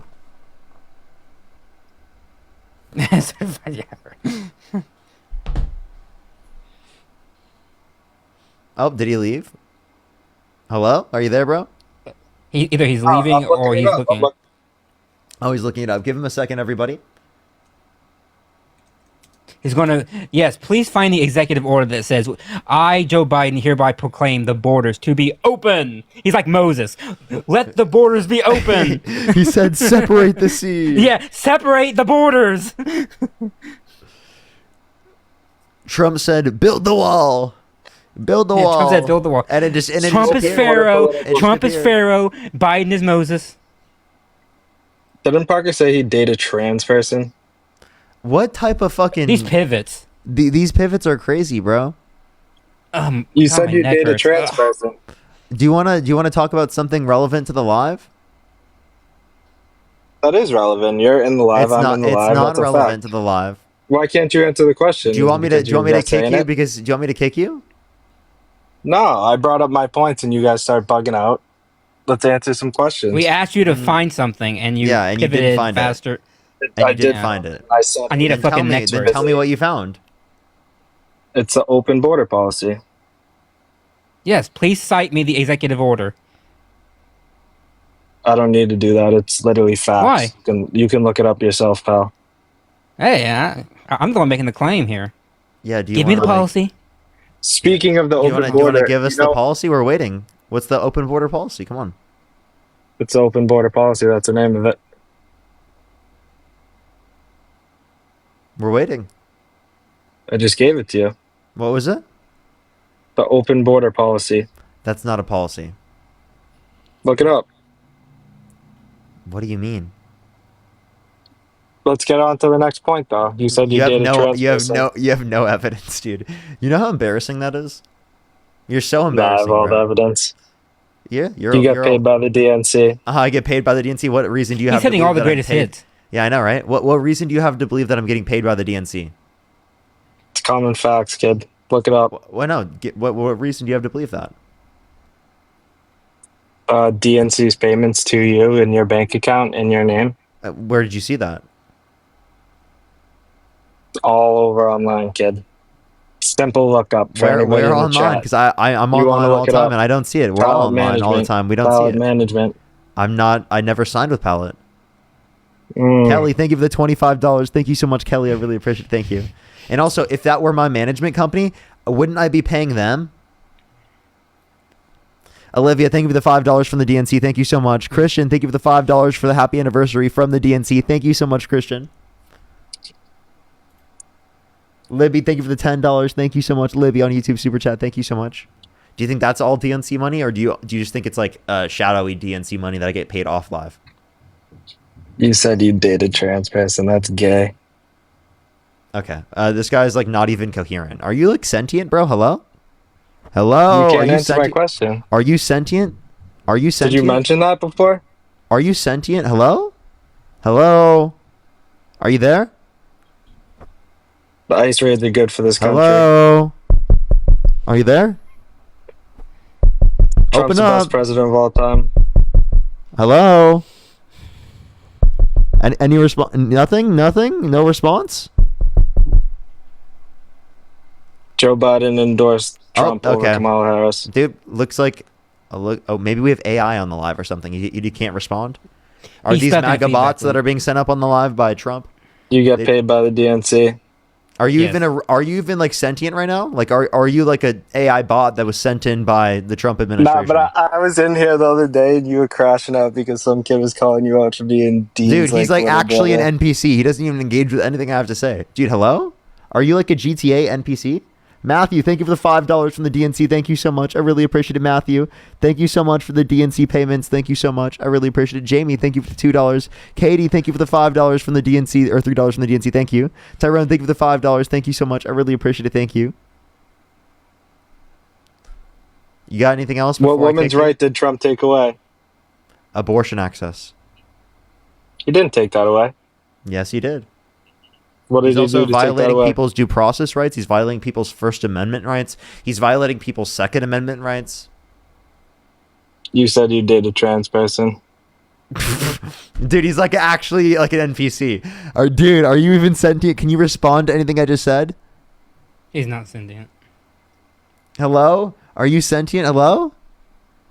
That's gay. You said you dated a trans person. So are you just homophobic? No. Like, but you said that. Are you trying to like say being gay is an insult? No. Okay. It's just common fact that if you date a trans person, you're gay. Why are you so obsessed with who I would date? I mean, I get it, bro. Like, I get it, dude. I appreciate it. I appreciate it. Thank you. Thanks, but Daddy Trump. Before I go, just say thanks, Daddy Trump, for paying my bills. What are you talking about? Just say it. Be a good boy, Parker. How about you speak? Be a good boy. Oh, good boy. What a good boy. Good Be a boy. good boy and say He's thanks, Daddy speaking when Trump. I tells him to speak. What a good boy. Oh, what a good boy. What a good boy. How does it feel? You just got Uno reverse card. How does that feel? Joe Lish, thank you so much for the $5. Thank you so much. I really appreciate it for the dark money DNC money. Thank you so much. Rodney, thank you for the $5. Thank you so much. Thank you. I came on here to troll, but I will say Nicole with $100. Thank you so much for Midwestern hello. Mama. Thank you so much. I really appreciate it. Thank you. I really appreciate some W's for Nicole in the comment section right now. Thank you so much. Do you actually support Donald Trump? Yeah, he's the greatest president of all time. Okay, you've got to be trolling. He said he was a troll. So. He said he was a No, troll. I'm a troll. I'm a Republican troll, though. I come on here to make you guys crash out, and I got exactly what I wanted. That's still a troll. I'm still kicking you. Nicole, thank you so much for the $100 on Venmo. Thank you so much. Absolutely, Tyrone. Thank you for the $5. Thank you. Samurai, thank you for the $5 from the DNC as well. Thank you so much. If you're on YouTube, I would really appreciate if you like the stream, everybody. If you hit that thumbs up, I'd really, really, really appreciate it. Again, get some W's for Nicole in the comments section right now. I really, really, really appreciate it. I'm going to get off for today, everyone. Thank you, everyone, for coming through to the stream. One thing I was going to leave everyone with real quick. It's a really, really, really funny thing real quick. Really good quote. Watch this. This is like one of my favorite quotes of all time. Thank you for the fireworks. Thank you so much. Take a guess what it's going to be. Take a guess what it's going to be, chat. Smart people don't like me. There we go. We love it. We love it so very much. Thank you, everyone, for coming through to the stream, everyone. I really appreciate it all. Have a fantastic night, everyone. I'm going to go celebrate my anniversary with my girlfriend. Everybody, let's go raid Jaden. I know Jaden's live, so let's raid Jaden. Everybody go to Jaden. So say, thank you, Park, for having me up. I really appreciate it. It's been fun. And thank you to chat. Thank you, everybody. Thank you, everybody on YouTube. Thank you, everybody here on TikTok. I will see you all later. And Parker, have a great night, and I hope you and everything have a great night. So, of course. Kayla, thank you so much. Really appreciate it. Bye, dude. Take care of yourself. Thank you.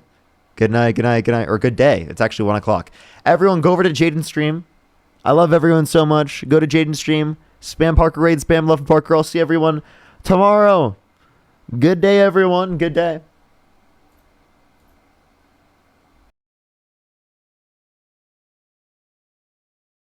Have a solution. Everybody in the whole world knows.